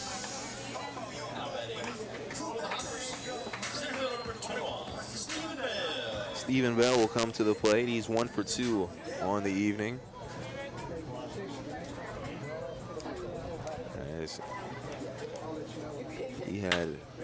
As that ball will be hit there.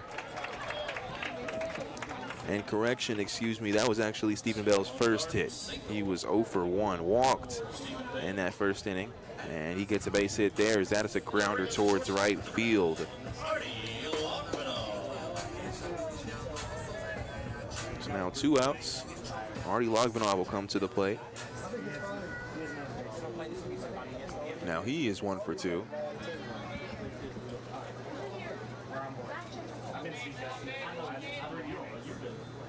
Gonna runner at first. First throw to Logvanov is outside, 4 ball. So 1-0 the count.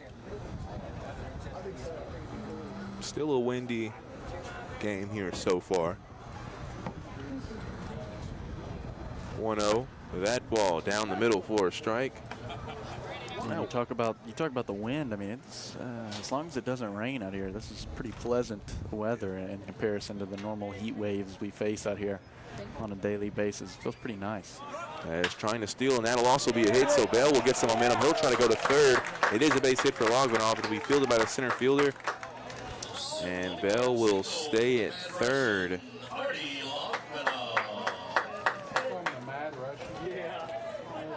And that works out perfectly as not only does Stephen Bell get momentum, as you said, but it also scoots that second baseman out of his normal position where he would have been able to maybe field that. And pushes that runner to third. And now Luis Villalba is at the plate, so runners at first and third. There is 2 outs. First throw is going to be low and outside. So 1-0 the count. Villalba at the plate. At first is Logmanov. At third is Bell. The throw. That ball is low as well for a ball. So now 2-0 the count. Again, there is a new pitcher that is started this inning. That's David White for Bowling Green. The 2-0 is outside as well. So 3-0 the count. Something to mention about Bowling Green, and you know, it was brought to my attention today. I don't think we mentioned it in either of the last 2 broadcasts. Is they may have jerseys, they don't have hats. They're all wearing different hats out here today. As that will be a strike called. Yeah, I don't know how I didn't notice that, but maybe it's focused on the uniforms in the game. But they do all. Some are black, some are white, some I believe are gray. I wonder if some of them are the schools they play. Is trying to steal second. That will be a fly ball out to center, and it is caught. And that will end things for the Hoppers here. As there were 2 hits, there were no errors, there were 2 left on base, and no runs scored. As we head to the top of the 6th inning, looking at the manpower of Hopkinsville scoreboard, 4-0 is the score. The Hoppers lead the Pistons. We'll be back with more action brought to you by Chick-fil-A.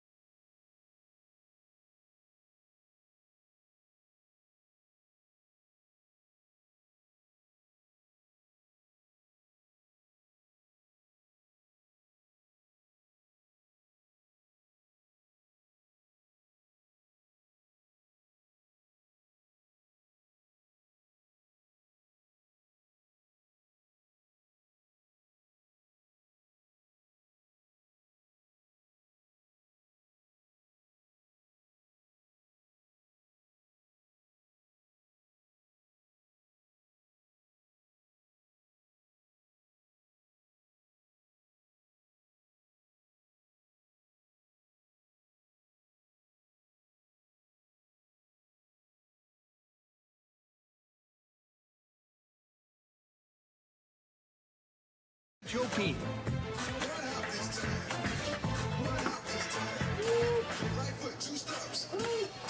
Welcome back as the Hoppers trying to slide their way into a victory here tonight. 4-0 is the score as the Hoppers lead the Bowling Green Pistons.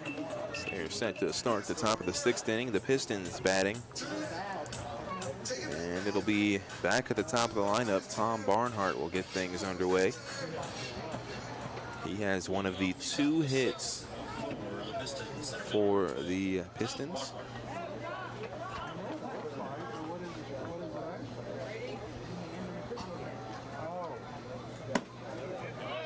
Strike called there.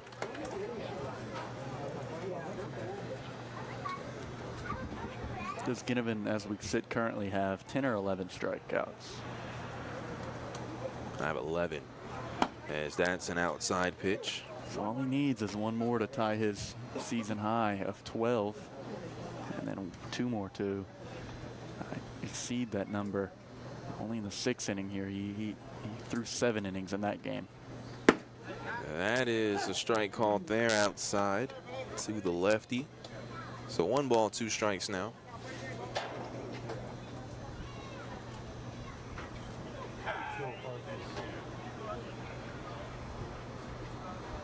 Breaking ball outside thrown. So 2 balls and 2 strikes. And I will mention 6th inning here. They don't have any pitchers warming up either. So maybe he'll you know, based on that alone, he'll at least go 1 more inning after this, maybe more. The 2-2. That ball is high. I don't know, it'd be interesting to see. As I mentioned, this is now, I believe, the 3rd time that we've seen 3 balls in a count from Ginnivan with the full count. All full counts have turned into strikeouts. We'll see what this one is here. The throw, that ball looks like it'll be popped towards shortstop. No, the left fielder, Vergara, will actually wave off Loganov and take it himself. And out once again is Barnhart, flying out to left field. That's the first out in this 6th inning. Now Shannon Martin will come to the plate. He's 0 for 2 on the day, both strikeouts. And now 1 out on the board. First throw, that one will get past Villalba. So 1-0 the count. Again, 4-0. The Hoppers lead the Pistons. 1-0 is swung on and missed. So 1 ball, 1 strike.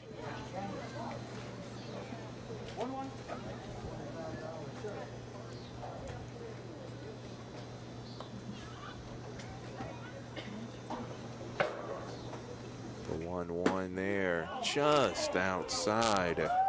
2 balls and 1 strike. The attendance for tonight's ball game, 235 in attendance tonight on a Friday night of Hoppers baseball. And home games, we mentioned, are coming towards an end, as that'll be another strike. 2 balls and 2 strikes. Just a few more left in the season. Next week will be the final week of the regular season, so be sure to come out when you can. As again, Sunday, the Hoppers will be hosting the Fulton Railroaders. Pitch there is swung on and missed, and that is the 12th one. Strikeout number 12 for Brady Ginnivan. And I'll mention, other than the hit by pitch, Brady Ginnivan hasn't walked any batters. I'm not going to count that as a walk per se. That was a hit by pitch. So very similar look here, as no walks and 12 strikeouts.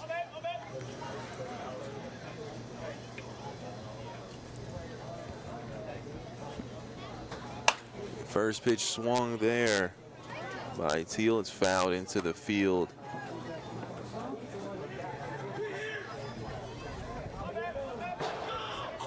So now no ball and 1 strike.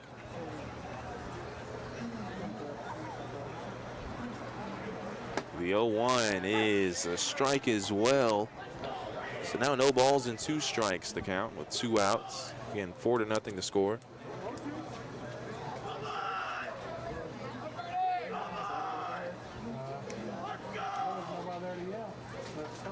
So we have is an 0-2 count there, a swing and a miss. We have a player fired up for Brady Ginnivan. Not sure which player it was. Did you point out which player that was? You know, it sounded like Ethan Davis, but it was hard to tell. And based on the yelling, like a player who normally yells in the dugout, maybe Chase Cummings. Regardless, the Hoppers are fired up for Ginnivan, as another good outing there. 2 back-to-back strikeouts, and that is number 13. So the season high for Ginnivan in 1 game, 13 strikeouts so far as we head to the top of the 7th inning.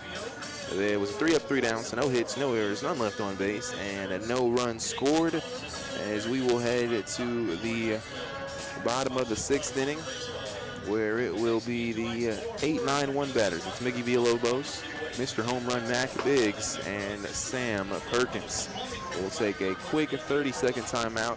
Have more Hopper baseball coming up after this.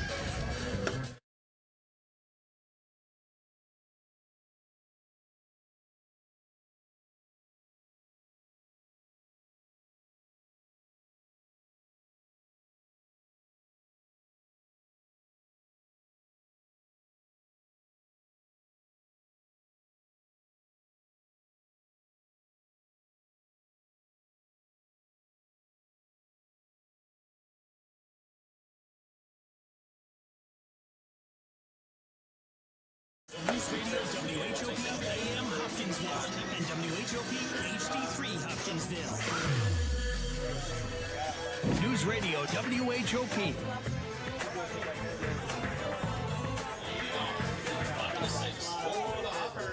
4-0 the score. Miggy Villalobos is at the plate for the Hoppers. And we are here in the bottom of the 6th inning. Again, 4-0. Hoppers over the Bowling Green Pistons. First pitch is low and outside.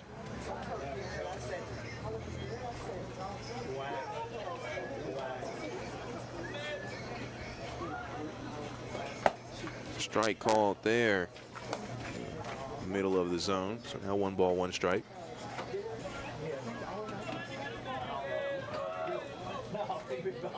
That ball will be hit towards left field. It looks like it has some distance to it, and it lands right in front of the fence.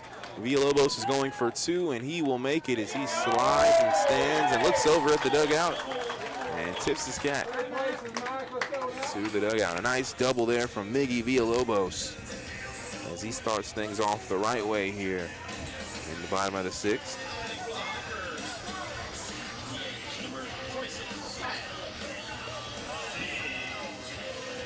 Now Mac Biggs.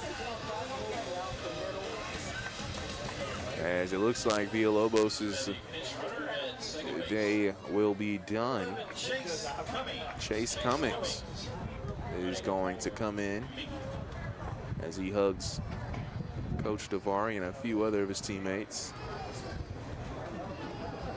Giving the fella some rest on the evening, but he puts the Hoppers in a good position. Puts Cummings at second. So the umpire making his notes.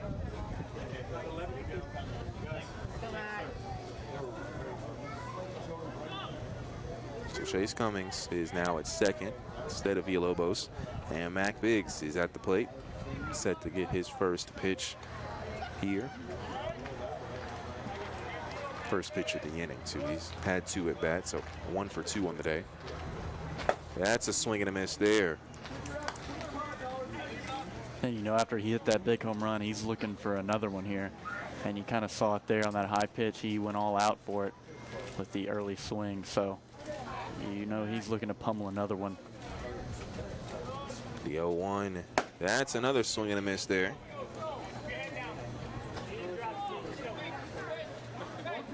So now no balls and 2 strikes. Biggs finds himself behind in the count. And a runner at second here.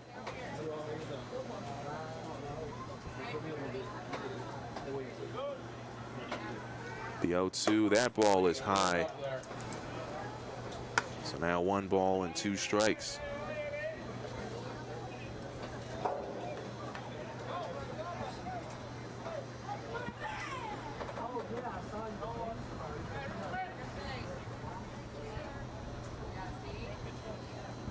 To the count, runner at second. The throw, that ball fouled behind home plate. So the count remains the same, 1-2. And 4-0 the score.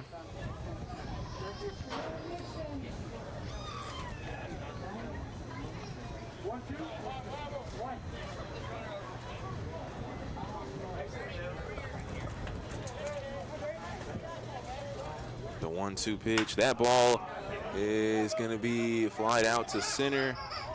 It's caught, and Chase Cummings will try to tag out. The throw is made. He'll slide, and it's actually off the bag, the throw. So an easy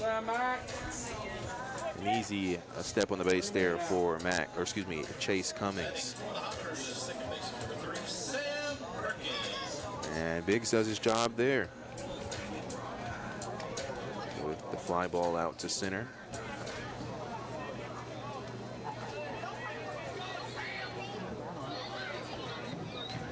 So now Sam Perkins is batting. He's the 1 batter in the lineup. First pitch is low and outside for a ball. So 1-0 the count.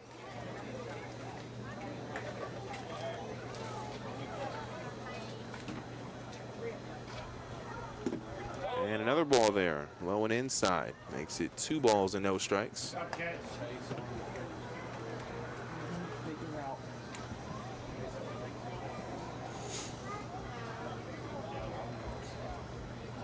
2-0. That one is inside. So 3 straight balls here in the count with a runner at third.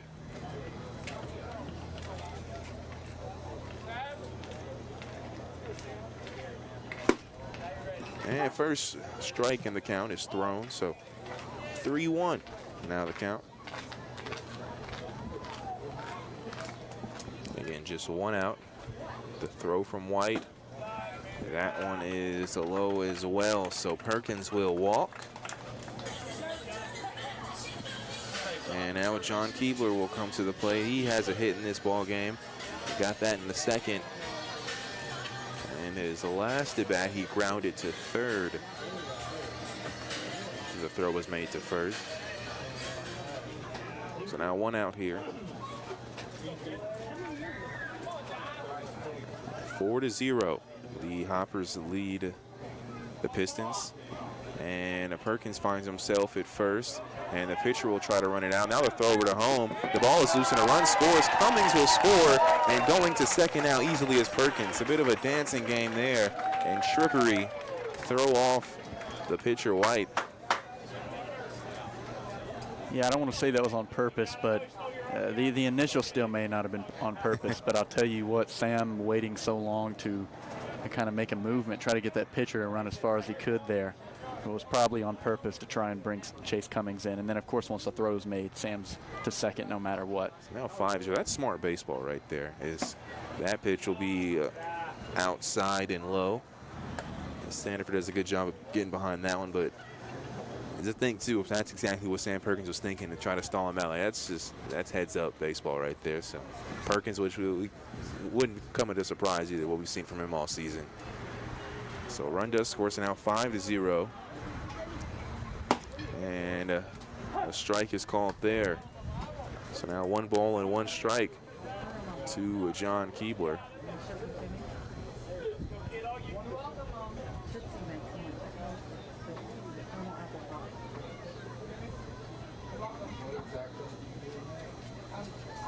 And that ball will be a shot towards right field, and it's a fly out there, and they're trying to tag up. Going to third is Sam Perkins. The throw, he will make it as that throw is off of third. And so now 2 outs.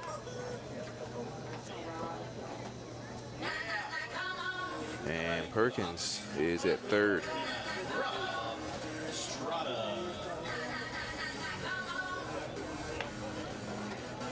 Robert Estrada at the plate.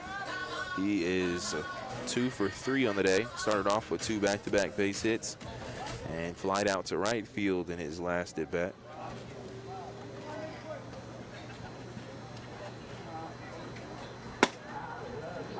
First pitch is a strike outside.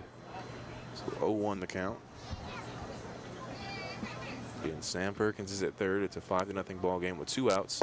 Inside pitch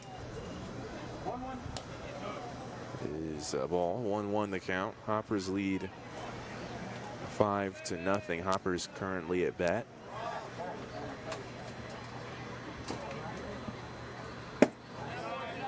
Throw there is also low. Again, we're in the bottom of the 6th inning here. 2 balls and 1 strike. The throw. That ball will be grounded hard to the shortstop. He'll field it. He'll make the throw, but it is not in time. So a run will score. Perkins will come in, but a great play there from Martin to even just get the glove on that. Yeah, that ball came off with an absolute ton of speed. And for him to not only block it down, but get it in the glove and be able to make a throw off. And, you know, if that throw wasn't just a couple of feet off the bag, he probably would have been out too. So, yeah, an excellent play. You're right. So now it's Vergara at the plate. He'll see a first pitch come as a strike there. I'll tell you what, I'm waiting on the first Luis Vergara home run. I've been waiting on it since he got here, and I just don't want to see him go through the season without getting it. As that will be a strike called there. 0-2 the count. You know, I thought that shot earlier was going to be it near center field. It was close, but no balls and 2 strikes. Again, a runner at first. The throw as trying to steal second. It's a check swing. The throw is made, and the ball comes out of the glove there. So the ball is, of course, called. No strikeout. And Estrada moves to second. That is his second stolen base of the game.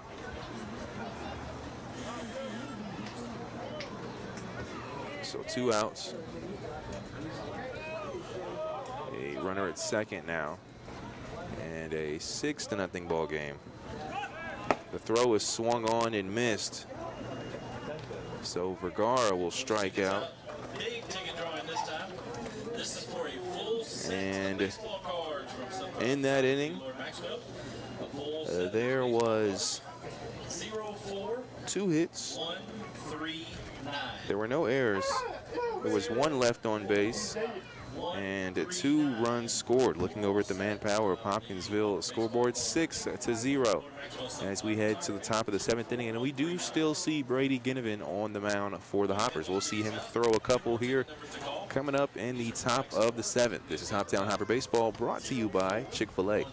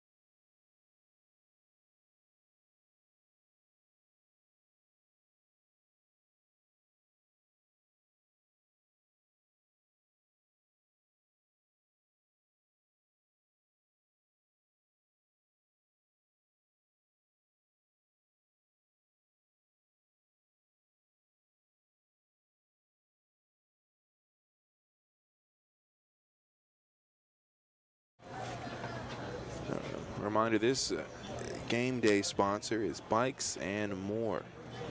Bikes and More sponsoring this game day. 2 balls and no strikes, as that's a foul ball behind home plate. So now 2 balls and 1 strike is the count. Donnell Sandifer is 0 for 2 on the day, both coming from strikeouts. As we mentioned, 13 strikeouts for Brady Ginnivan, as that ball looks like an infield fly, and tracking it down is Cummings, and he gets it in the glove there. So Cummings, he just came in for Villalobos here, and he gets some action early. Just 2 hits for the Pistons in this game, as they have struggled, and it's been some good throwing on the hill for Brady Ginnivan. Great throwing, actually. Make a step up to that adjective, as the throw is there as a strike.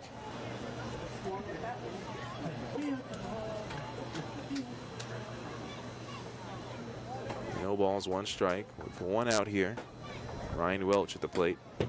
Or excuse me, Matthew Jenkinson is currently batting against Jenkinson, as another ball is thrown. So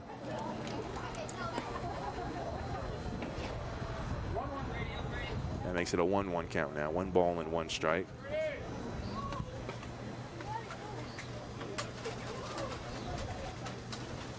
That is a strike there down the middle.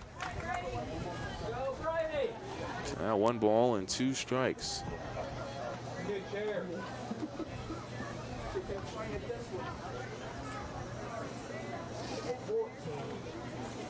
As that ball is winding and making the leap there in the grab is Sam Perkins as he steps into the grass for that one.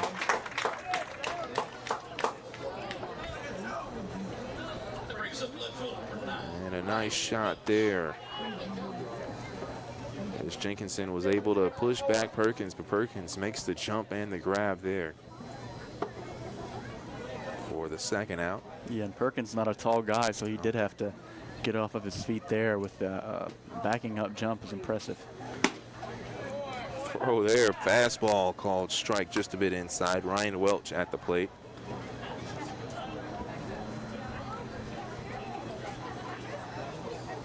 No ball, 1 strike. The throw there is a strike call. Umpire Clark takes his time there. Strike is called. So now no balls and 2 strikes with 2 outs. The 0-2 throw is made. That ball is inside and gets past the glove of Villalba.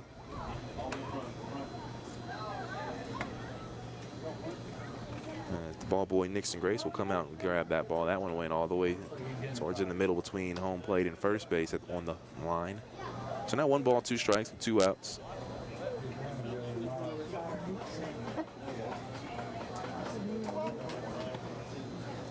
The 1-2 throw is outside.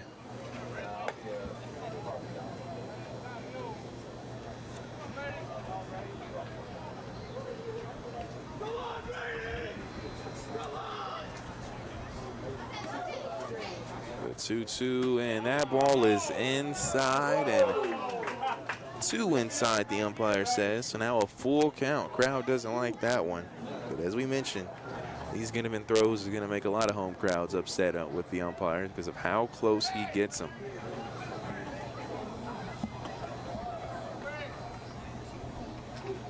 So the full count here. The throw is going to be a strikeout looking there. Make it 1-4. 14 strikeouts. As that'll be 3 up, 3 down now for the second time in a row once again in this ball game. As there were no hits, no errors, none left on base, and no runs scored. Brady Ginnivan's trying to get us home early tonight as we are here in the 7th inning stretch, brought to you by Chick-fil-A. Visit them today on Fort Campbell Boulevard and download the Chick-fil-A app for online ordering. Again, 7th inning stretch, and the score 6-0 as we head to the bottom of the 7th inning. And it will be Bell, Logvinov, and Villalba kicking things off to start. As this is Hoptown Hoppers Baseball, brought to you by Chick-fil-A.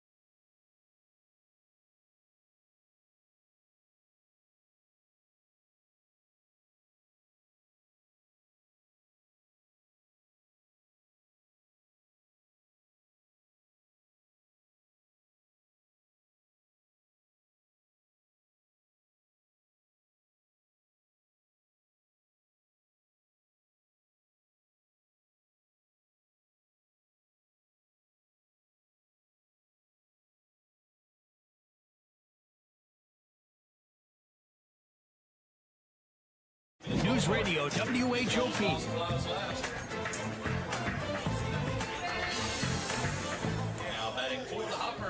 Stephen Bell is at the plate, the lefty batter for the Hoppers.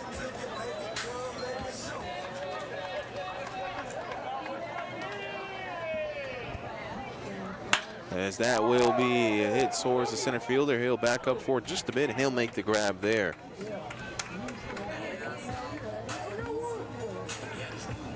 So now 1 out quickly on that first pitch swing from Bell. Now Artie Logvinov will come to the plate. You split the pot with me, you said?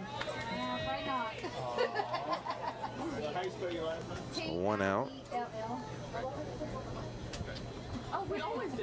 And Logmanov, the first pitch he gets, will hit home plate and bounce behind the catcher. As Coach Benny, the third base coach for the Hoppers, will come and grab that one.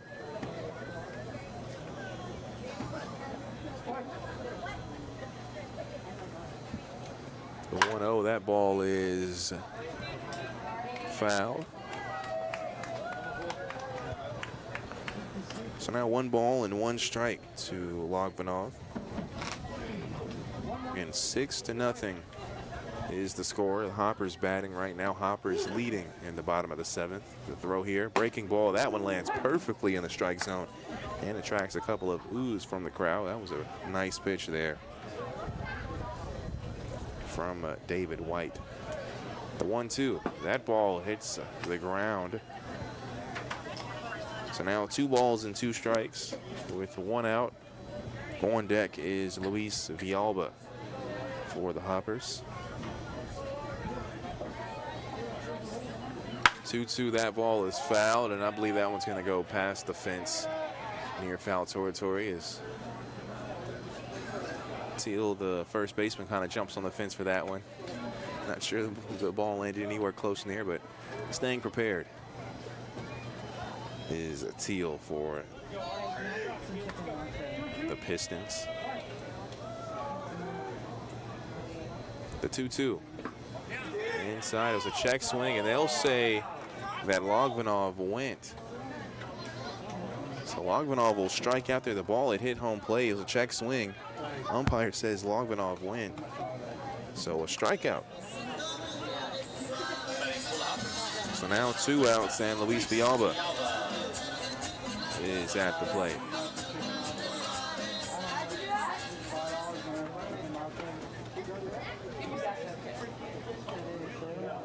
Two outs now. As first pitch swing, that ball will be fouled near North Drive.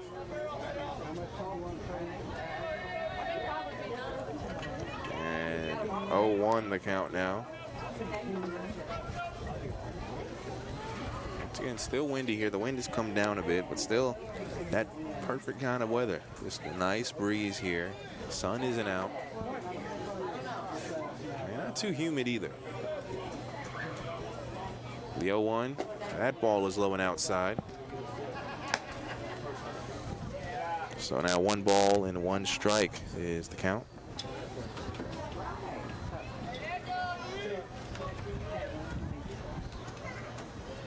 One 1 is swung on and missed. Kentucky basketball will be in action tomorrow, taking on Team Africa. That game will be at noon. And it'll be on 98.7 Light FM, or coverage will start at noon, should I say. I believe the game starts at 12:30 our time. Yeah, that team, that Kentucky team, has looked solid so far. I know they're not playing the best competition, but they're playing good, solid competition, and they've looked, I think no guys have stood out as a superstar, but as far as team chemistry goes, they look really good together. As that'll be a foul ball. We'll say Antonio Reeves has put together back-to-back 20 pieces, so he's definitely been a player that's been nice from what I've seen. But I mean, Canada, they put out some nice products. So, you know, to beat the U23 team from Canada, that's still, and then they beat them by a considerable amount too. So that still says something. 2 balls, 2 strikes here with 2 outs. To throw, check swing, and they'll call a strike there. And so that will be back-to-back strikeouts, and that will end the inning for the Hoppers on offense. As it was 3 up, 3 down, so no hits, no errors, none left on base, and no runs scored as we head to the top of the 8th inning. Looking at the Manpower of Hopkinsville scoreboard, looking for a job, visit Manpower on Fort Campbell Boulevard in Hopkinsville today. Let them connect you with a great job where you can start tomorrow. Again, the score 6-0. The Hoppers lead the Pistons. We'll come back, and it looks like we do have a new pitcher. So Ginnivan's day is done. I believe I see Chase Gruno approaching the mound. That is Chase Gruno. So we'll have him come in, and he'll get some warm-up pitches. But again, 6-0. And while we're at it, as Gruno will need some time to warm up anyways, I'm going to go ahead and pull up the exact stats for Ginnivan as his night is done. He managed to throw 7 innings. He allowed 2 hits. No runs were scored. No walks.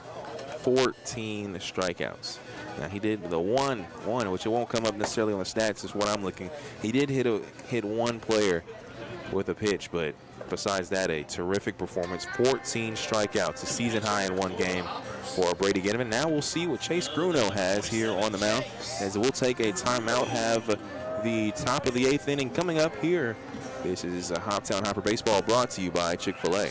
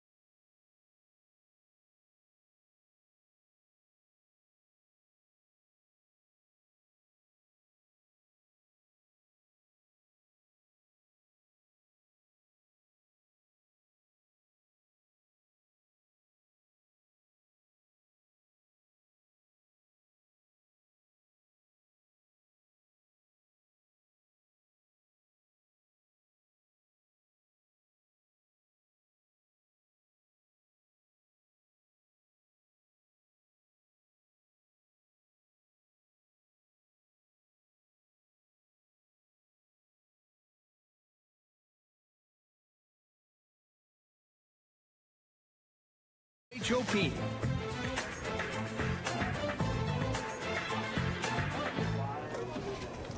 At the plate for the Pistons is Jory Anderson. As time will be called, it looks like Luis Villalba and Chase Gruno will come and say some words. They're also roommates, I believe, as they stay in the Smiley house. That was something that was acknowledged before this game is too, which still I want to take another time to thank all of the Hopper parents, as the Hoppers have, or the host families, should I say, they have provided homes for these Hopper players. As a strike is called there. And this game is moving quickly. No complaints here as far as some of these bugs up here. They're getting me tonight. A ball is called there. 1 ball, 1 strike. But I mentioned the weather. I mentioned it a couple of times. It is some good weather here as the breeze is coming in. A swing and a miss there, a swing and a tip into the glove, should I say. 1 ball, 2 strikes now. And 6-0 the score. Chase Gruno is pitching here in the top of the 8th inning for the Hoppers. And the ball will get loose. Villalba will try to make the throw. It is going to be off. So making it to first will be Jory Anderson after striking out. Batting for the Pistons. Pitcher number 16, David White. And so now this will actually be White, the pitcher. As actually Davari is actually telling Chase that this is the pitcher, and as we see, a hard fastball there is thrown, similar to what Ginnivan was doing to Rolone, just throwing straight heat towards the pitcher, making him uncomfortable. 1 ball, no strike here. The throw is swung on and missed.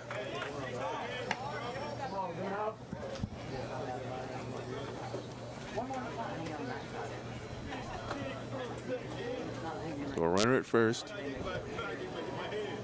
with no outs. That throw is going to be fouled towards the screen.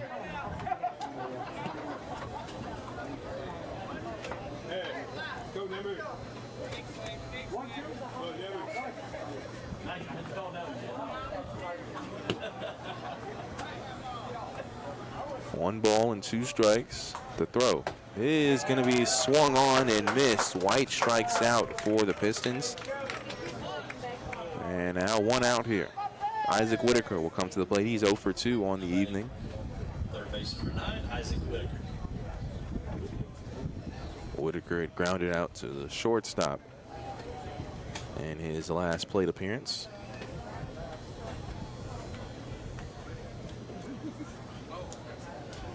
First throw, that pitch is outside.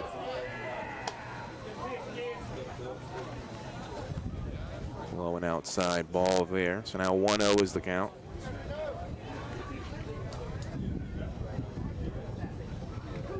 The throw is stealing second is White, and the ball gets past him, or it gets past Logvinov. So what's sliding there is White.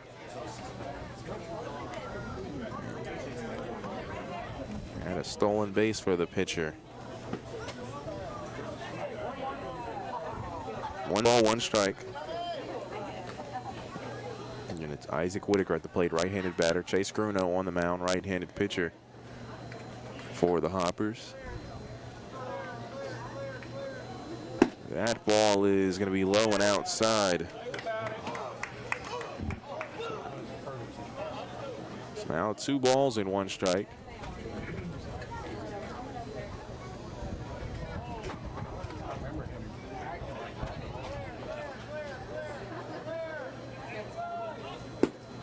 And that is another ball there. Umpire will say, once again, a bit too low and outside there. So now 3 balls and 1 strike.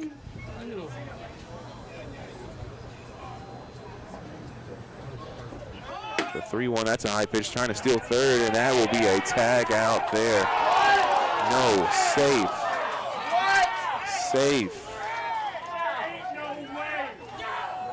Safe is the call. The throw was in time. The only thing that I can think that the umpire might have saw was that the contact wasn't made. But back-to-back stolen bases for White. David White for the Pistons.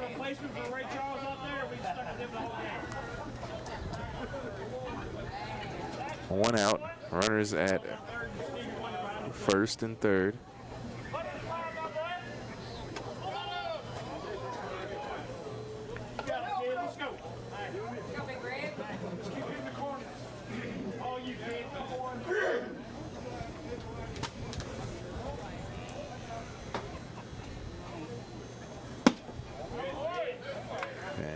Throw there. As Whitaker, by the way, was walked. Didn't mention that. So Whitaker is walked. This is a new batter. Tom Barnhart is now at the plate.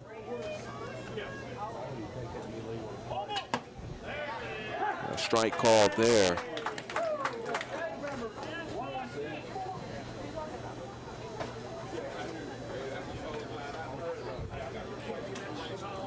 One ball, 1 strike.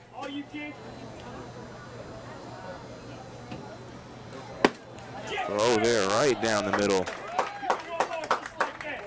1 ball and 2 strikes.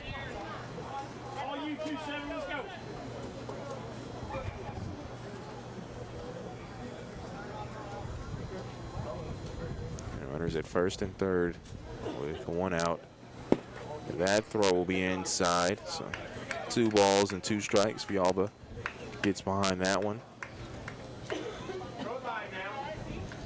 So 2 balls, 2 strikes.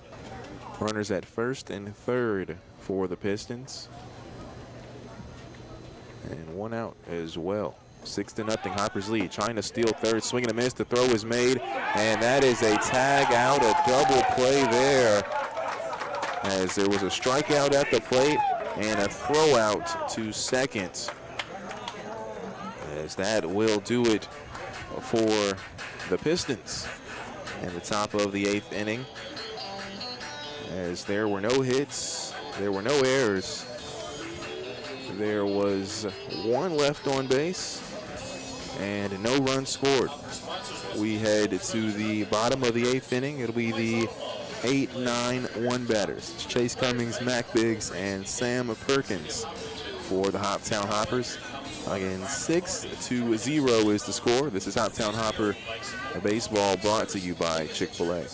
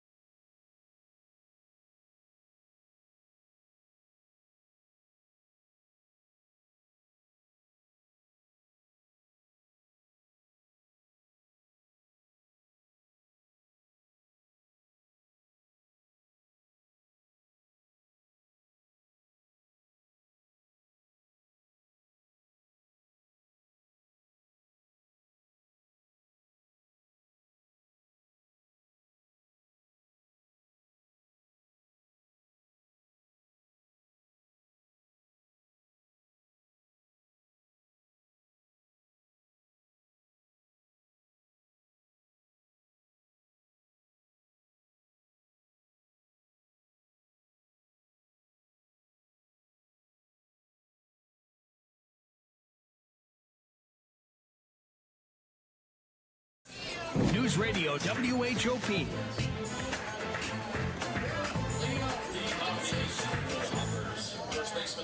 And welcome back. We saw Miggy Villalobos get subbed out earlier for Chase Cummings. And just found out a few moments ago that this will actually be Chase Cummings' last game as a Hopper. He is going home after this. As swing and a miss there. Makes it an 0-1 count. Yeah, which also means this is likely his last at-bat as a Hopper. So that first swing right there going all or nothing isn't too surprising. As that will be going towards center field, and it will bounce. So a base hit for Chase Cummings. As you mentioned, could be the last one. Well, it was a bang for him there as a base hit for Chase Cummings. Another thing as well, we found out Ethan Davis would also, tomorrow morning, he'll be headed home. So 2 players headed home. And we do have a couple of players that are moving out or coming in that have come in recently. I know Connor Jackson came on the morning show today at 98.7. And until we have a few more players that are just now joining. Yeah, I don't have names necessarily, but a new pitcher joined the team yesterday for that game, traveled with them, didn't play. And then John Keebler's brother came and joined the team today. Again, I don't have names, but I know he's with the team. And then I believe they're bringing in a new outfielder sometime this weekend. So that's 3 new names added to this team for the what could be the final week of play here for the Hoppers, just trying to not let the roster go to waste as guys start to have to head home for other reasons, and just to replace those bodies on the field and not let the dugout go empty. 0-2 the count there, and an outside throw there will be a ball.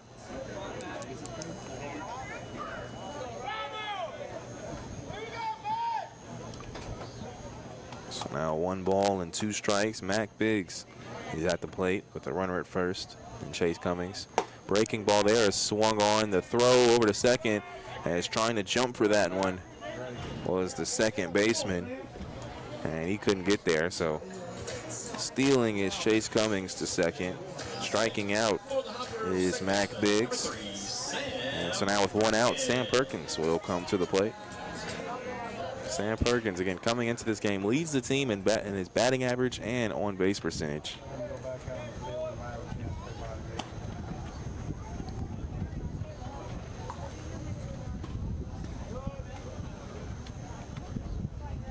As pitch there will be outside. As I want to mention, too, Sam Perkins, the host family night was tonight, and Perkins, half of the duo, was able to walk with him. Tab Brockman is currently having to deal with some Hoptown Idol going on tonight, so he was not able to make it to the game, but shout out to him and his wife. As it was mentioned, this is their 6th year hosting Hoppers.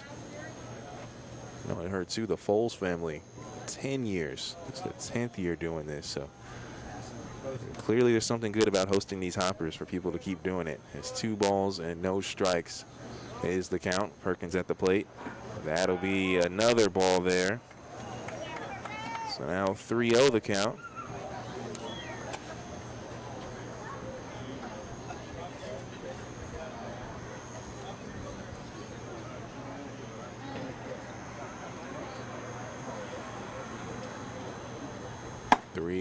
Is a strike. As Perkins kind of made his way. It was a bit of a high pitch, but stepping back into the box now is Perkins.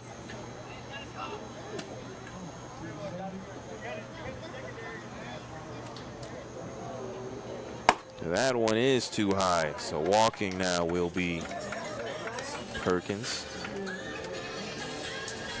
For the Hoppers, the third baseman, number 2, John Keebler. Now up to bat, John Keebler. He is 1 for 3 on the day. Did have a base hit in that 3rd inning in his last at bat. Flied out to right field. Perkins just walked for back-to-back times in his last at bat. Breaking ball there is a strike. So 0-1 the count again. Runners at first and second here The bottom of the 8th inning, 6-0 is the score.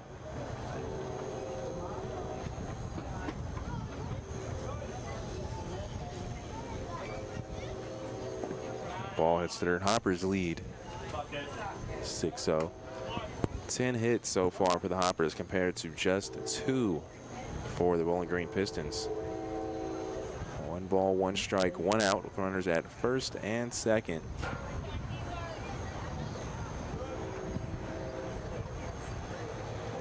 One there is called strike.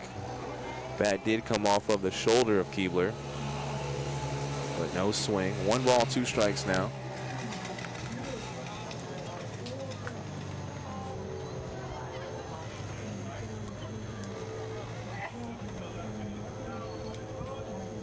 The 1-2, that ball will be fouled. They'll call foul. Sandifer kind of looks over at the umpire, says it's in my glove. It did bounce on that ground before it landed in the glove. So now still 1 ball and 2 strikes with runners at first and second. On deck is Robert Estrada with 1 out.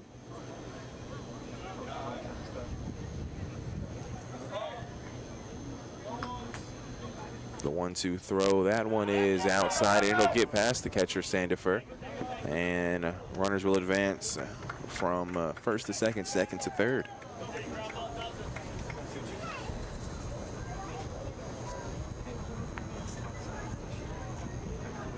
So now 2 balls and 2 strikes.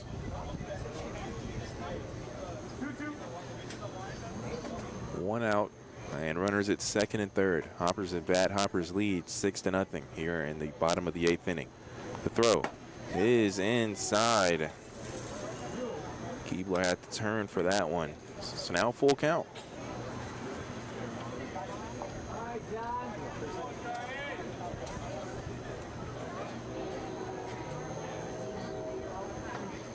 The full count pitch. That ball is fouled behind home plate. Keebler's staying alive here in this count.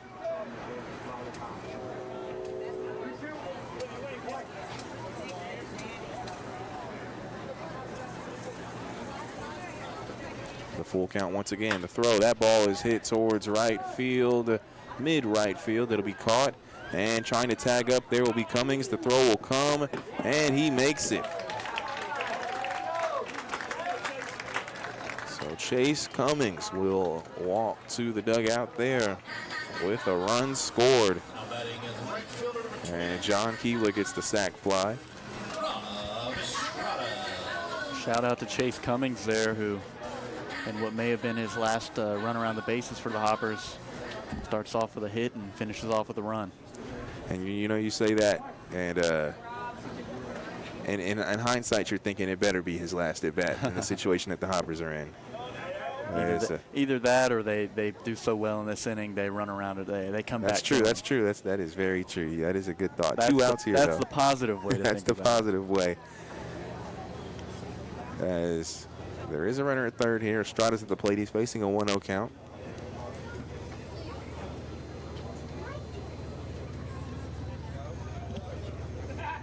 That'll be a hard grounder to second, and it will get past the second baseman, so a run scores. And going for 2 as the ball got lost, and I think he's going to go for 3. He is. Estrada will go for 3. The throw is made. He'll slide. He is safe. A triple.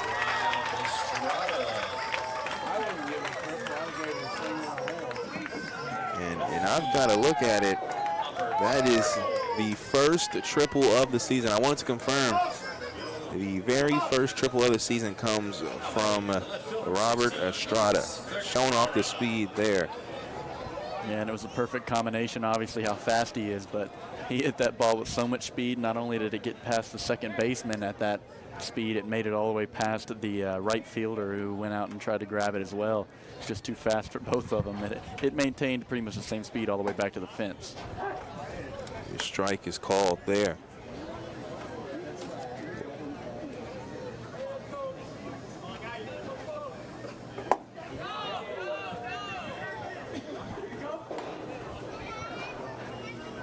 check swing there, but no, he did not go. So 1 ball and 1 strike.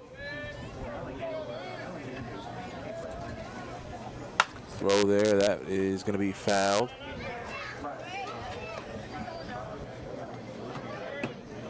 A little 1-2 count here for Vergara. And again, like I said earlier, still chasing that elusive home run that he hit so many of last year.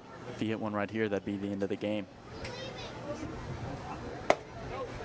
And a strike out there. As Vergara will strike out looking. One more chance at some baseball cards, a full set. And so that will do it for the Hoppers. There was 2 hits in the inning. There were no errors. There was none left on base, or no, check that. There was 1 left on base. And 2 runs scored. 8-0 is the score. Looking at the Manpower of Hopkinsville scoreboard. And the Pistons will have to score at least 8 runs here in the top of the 9th to stay alive. As we will see what happens here in the top of the 9th. In just a few moments, this is Hoptown Hopper Baseball brought to you by Chick-fil-A.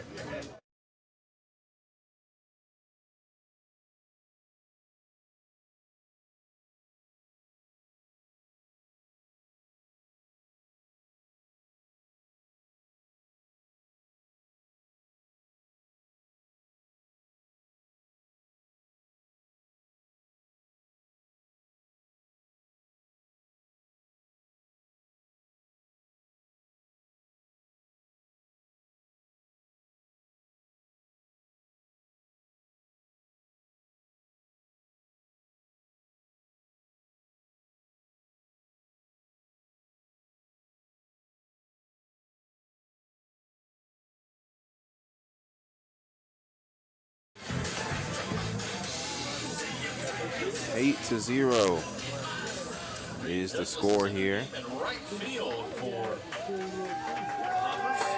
As finding out that Reed Douglas is playing right field.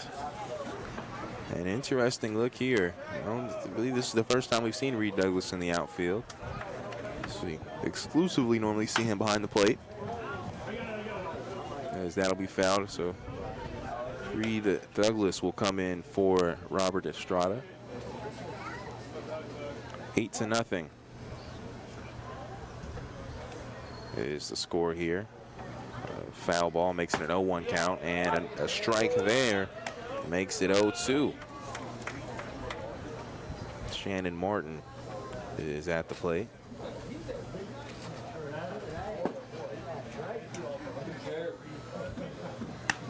Ball thrown there. So now 1 ball and 2 strikes. Again, 8-0 the score. The Hoppers lead the Bowling Green Pistons.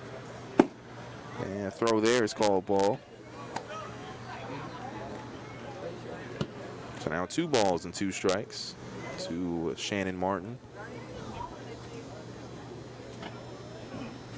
Throw there. That ball is hit towards center field. Tracking it down is Bell, and he makes the grab.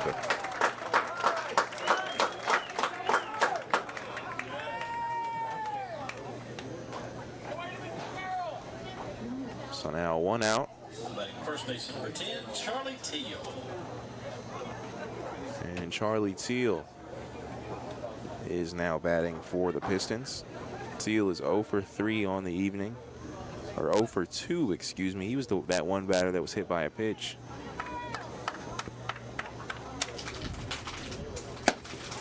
Outside throw there. Yeah, he was hit by a pitch way back in the first inning. Yep. Since then, only 1 other batter has made it onto base for the Pistons. As a pitch thrown there for strikes. Now 1 ball and 1 strike. Throw there will bounce on home plate and get a bit loose from Villalba. So now 2 balls and 1 strike.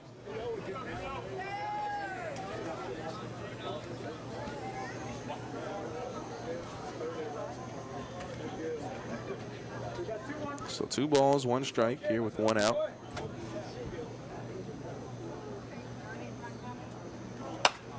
That ball is fouled towards the screen by the visiting bleachers near third base. So now 2 balls and 2 strikes, again with 1 out, and an 8-0 ball game. Hoppers trying to shut out the Pistons. Breaking ball there is outside. Bit of a change up there, actually. So now 3 balls and 2 strikes.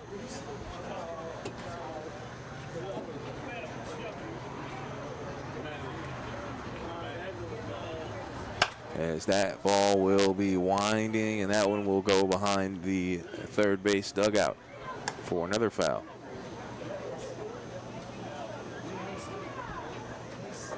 So the count remains full.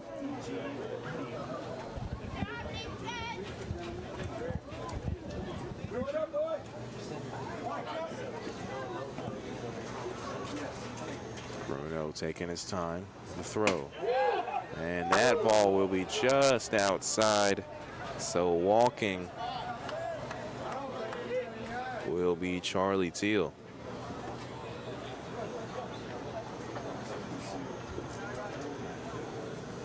So now Donnell Sandefur will come to the plate. He is 0 for 3 on the evening.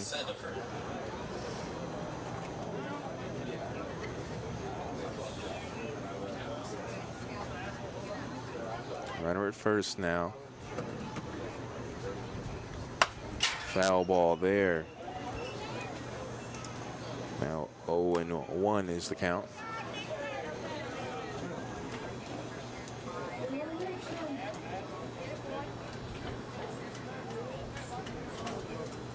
So no balls, 1 strike, and 1 out here.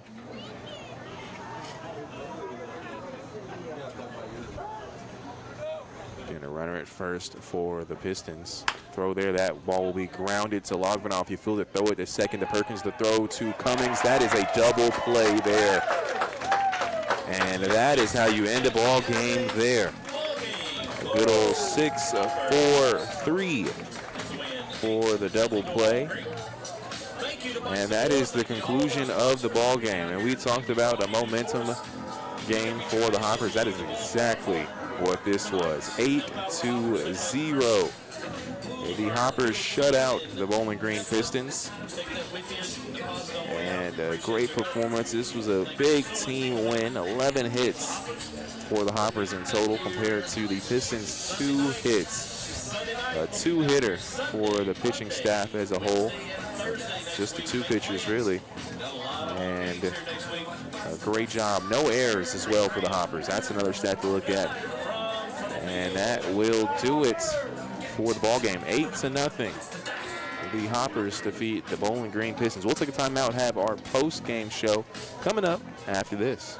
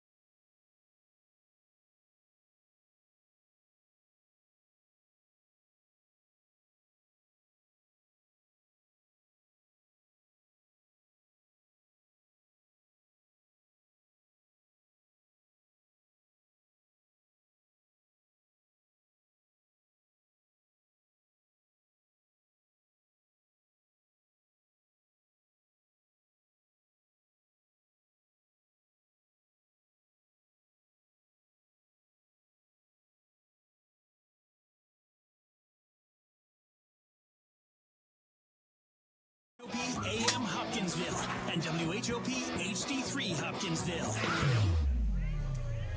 News Radio WHOP.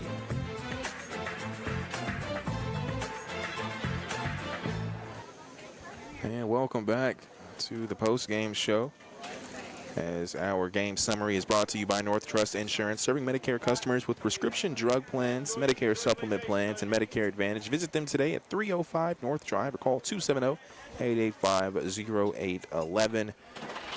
And the Hoppers defeated the Bowling Green Pistons tonight 8-0, and a great team win, and a combined two-hitter for both pitchers, Brady Ginnivan and Chase Gruno. A great job from them. We should be joined by Brady Ginnivan in just a few moments. I believe he's collecting his things together. Hopefully he'll be out here shortly. But Ethan, I mean, we mentioned this is an opportunity for the Hoppers to come out here and get a win against a team which most people look at it, they should have beaten this team, and they did. And use this as a momentum shifter for a game going up against the full count rhythm tomorrow. They definitely did that. And tell me your thoughts on this game.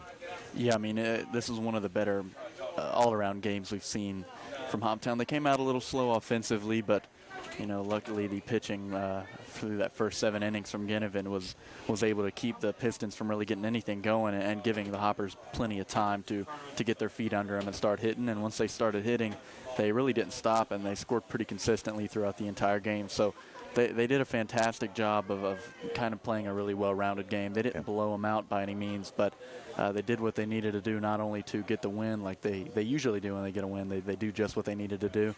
This time around, they got a pretty good-sized win. And, I mean, you talk about it, too. I mean, yeah, maybe 8 runs isn't huge, but the 0 on the scoreboard for the Pistons is actually, I feel like, really big. So I think that's something to look at as well. As we have Brady Ginnivan, we'll go ahead and send him in over here right now. As we'll go ahead and get him mic'd up. As Brady, we're live on air right now. But just first off, congratulations on the win and the performance. Tell me your thoughts after this win. It's exciting. I think we got 5 games left. We got to get hot, and I think today was a great step in the right direction. So, I mean, tell me, you know your numbers? You know how many strikeouts you threw tonight? I think it was 14. It was 14. And so the most you've had in as far as the game in this year and for the Hoppers. As far as college, how does that hit for your numbers as far as college? As far as college goes, that shatters. That's kind of high school. What's your high school? Pretty close. Yeah, pretty close. But so what was going on through your mind? I mean, from the beginning, you had a really good start, and did it kind of just the way you were moving? Did it just feel like it was going to be a good day or a good night tonight, or how was that? Honestly, when I was warming up, I thought it was going to be a bad day. Oh, really? I was warming up, and I thought, man, I don't feel right. And first, like I said, I mean, this team, you know, they're a great team. They always put the bat to ball when they play us. And first kid let off with a double, and I said, oh boy, I better settle up. And boy, did I do that. But it felt good. It was like 3rd or 4th inning. I think I had my abdomen was cramping up. I ate some Gushers, and I was good. I was good to go. The Gushers are key. I understand how, as I'm not being able to bat, I know do pitchers partake in the gummy worm eating occasionally? I know when you get on base, they hand out the gummy worms. Do they give those to the pitchers every once in a while, or how does that work? Only when you give a good outing. So good outing. I got one. You got a gummy worm. Okay. So you talk about that too. As far as trying to make that push, it's been. I mean, we talked to Davari earlier, coach, and he threw the name Ace when he's talking about you. So as far as one to make that final push, one to get a couple of wins, playoffs. Hoppers trying to get in there. What's your mindset going into there, assuming that you won't be throwing until the playoffs would start next week?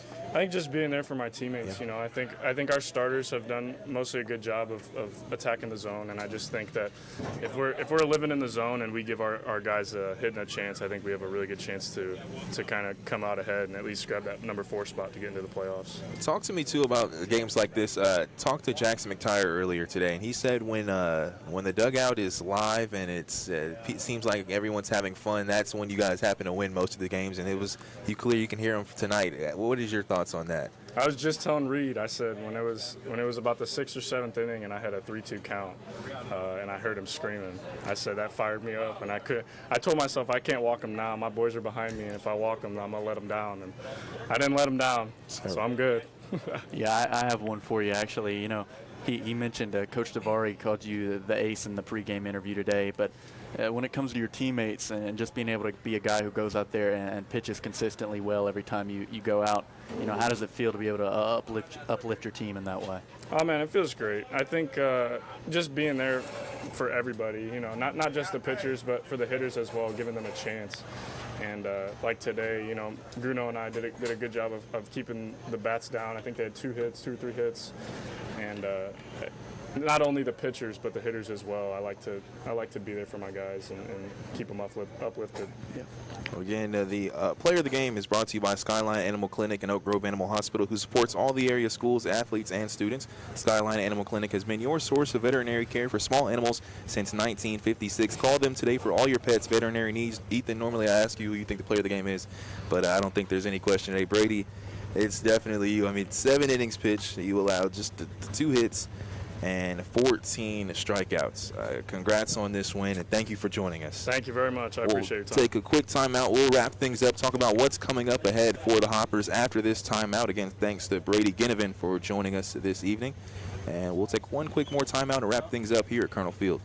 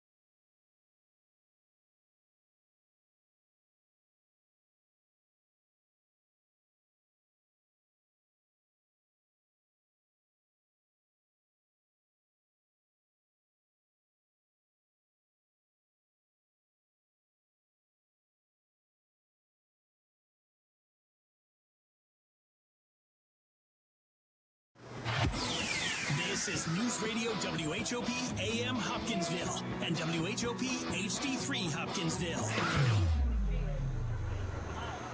News Radio WHOP.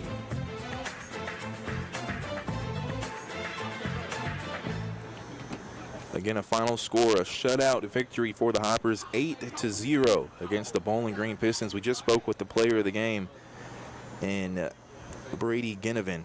In 7 innings pitched, allowed 2 hits and 14 strikeouts. Again, he says as a college player, it's been the most, and flirted around the area of how much he's had in high school. But a good outing from him. And just wanted to, you know, talk about what's going on for the Hoppers coming up. As he mentioned, Brady, not very many games left on the season. And as far as tomorrow goes, it's supposed to be a road game against the Full Count Rhythm. Weather isn't looking too good for that one, but the game is still set to play. It hasn't even been canceled or anything like that, so just check the OVL for that and the Hoptown Hoppers Facebook, because they'll have updates. And WHOP, if the game is canceled, we'll try to put something out there as well. Sunday, it'll be a home game against the Fulton Railroaders. The Fulton Railroaders at Sunday. That'll be a 6 p.m. game. Sunday games are at 6 p.m. as far as home, with the pregame show at 5:45, so tune in for that. And then the Wednesday, it's supposed to be an away game, but it'll be against Bowling Green once again, and they do not have a home field, so that automatically turns into a home game. So Bowling Green on Wednesday, and then Thursday will be it, the last regular season home game for the Hoppers. And again, if they can make those playoffs, they could have a chance to have another home game. But as far as regular season, the Paducah Chiefs, which that'll be a nice chance for the Hoppers to get some revenge that Friday on the 20th of July. But then again, Hoppers, next up will be tomorrow at Full Count Rhythm. Next time they'll be on WHOP will be Sunday, taking on the Fulton Railroaders. Again, I want to thank everyone with their assistance in these broadcasts, Bruce Smiley, Jeff Sisk, and for Ethan, appreciate you as always. For Ethan Alexander, Jamar Perkins saying so long. I want to remind you to call your loved ones. Again, as the final score 8-0. Call your loved ones and tell them go Hoppers.